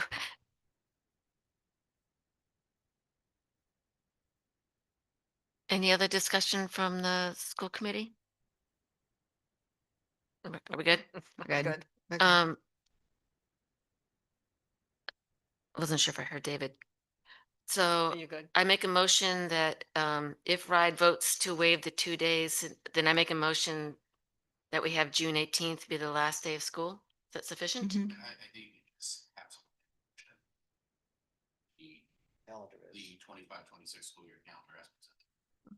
I can do that. I make a motion to approve the 25-26 school calendar as presented. So more. Second? No more discussion? No. All in favor? Aye. Thank you. Next is the award of the bid for fertilization and grading services for Manning. I believe this rests with Rob, maybe? Or Lynn? No, not fertilizer. Hello, yeah, we released two RFPs, one for the repair of Manning Field, one for the fertilization, et cetera. We received no responses on the repair, and we received one response from Fair Play Turf for the fertilization services. And so we'd like to award that the fertilization services to Fair Play.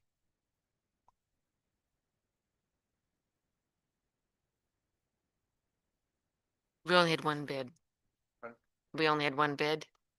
Yes, we only had one bid. We can choose, we can also choose not to award it, but we only received one, we received no bids for the repair RFP, and we received one bid for the fertilization RFP.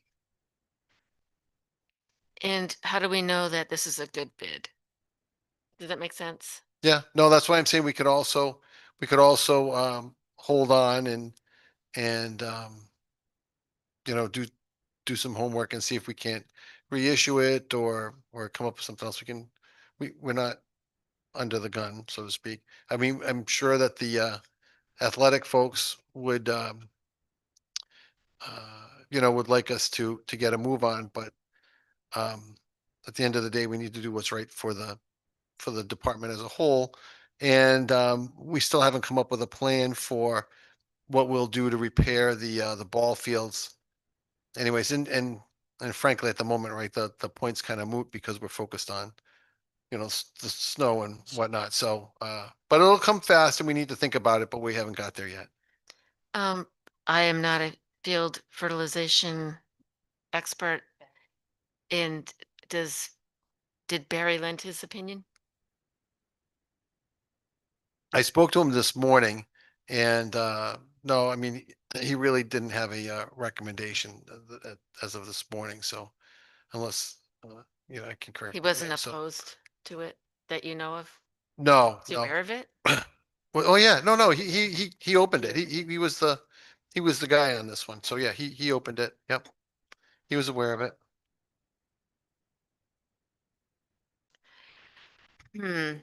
How many times have we gone out to bid? Once? Yes. Snowstorm impact. Yeah, maybe. You think snowstorm impact? Well, I think I would need to, I doubt that that's the reason, but I would driving. need to do some more homework to to understand exactly why we had such poor response.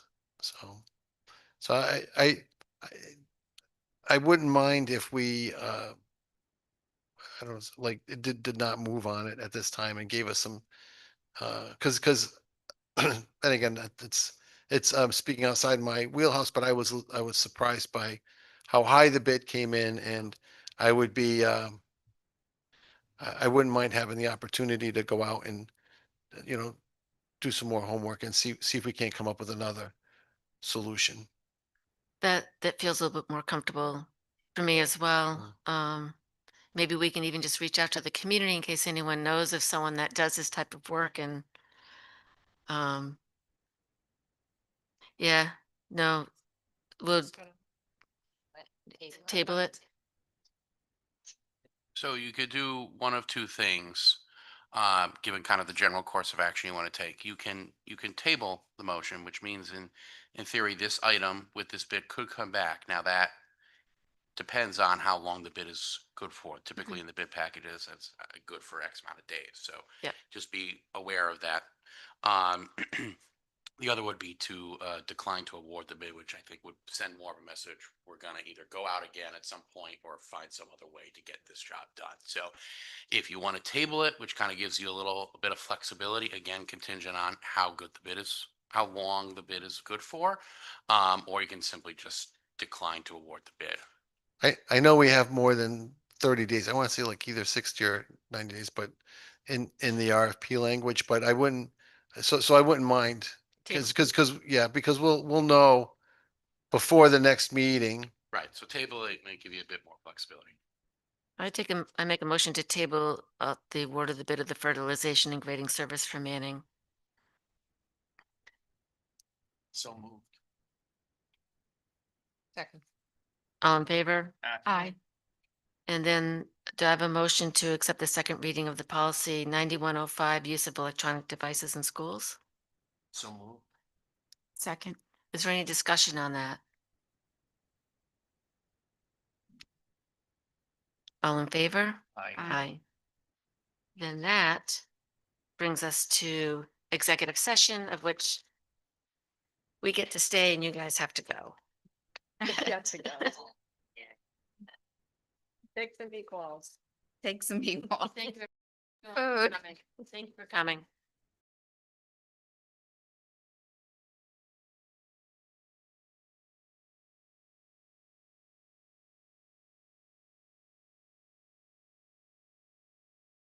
Read the whole motion. No, I would, Do it now? Yeah, you Yeah. have to do Alright. all this. He does. Yes. Yeah, well, because of. no, I follow my boss's lead. What are you kidding? That, But I would do that now. I would not wait. all right, so I make a motion to convene into executive session to approve the executive session minutes of February 3rd, review and approve matters which relate to the privacy of students and the records pursuant to Rhode Island General Law 4246588. Update on SCA negotiations, Rhode Island General Law 4246582. Collective bargaining, general Teamsters bus monitors pursuant to Rhode Island General Law 4246582. And collective bargaining, 4246582. Also to approve executive session minutes from February 11th. According to Rhode Island General Law 42465A1, the individual was provided prior written notice that the individual's job performance would be discussed and that the individual could require that discussion be held during open session. Also to update on SDA teachers negotiation pursuant to Rhode Island General Law 425A2 and update on ESP custodian negotiations, Rhode Island General Law 42465A2 collective bargaining. So moved. All in favor? Aye. Aye.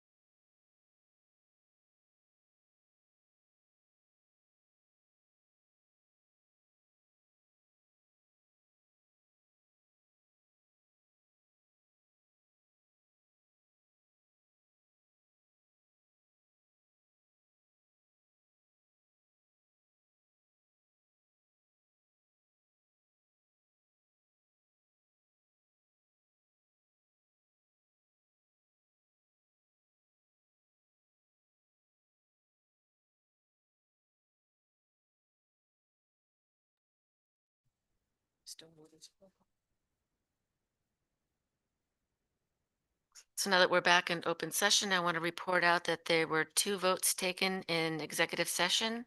One was to approve the executive session minutes for February 3rd. I recused myself from that because I was not at that meeting, so that vote was 3-0. And then the second vote was to approve the executive session minutes for February 11th, and that was approved with a 4-0 vote. Do I have a motion to adjourn? Second. All in favor? Hi. Thank you.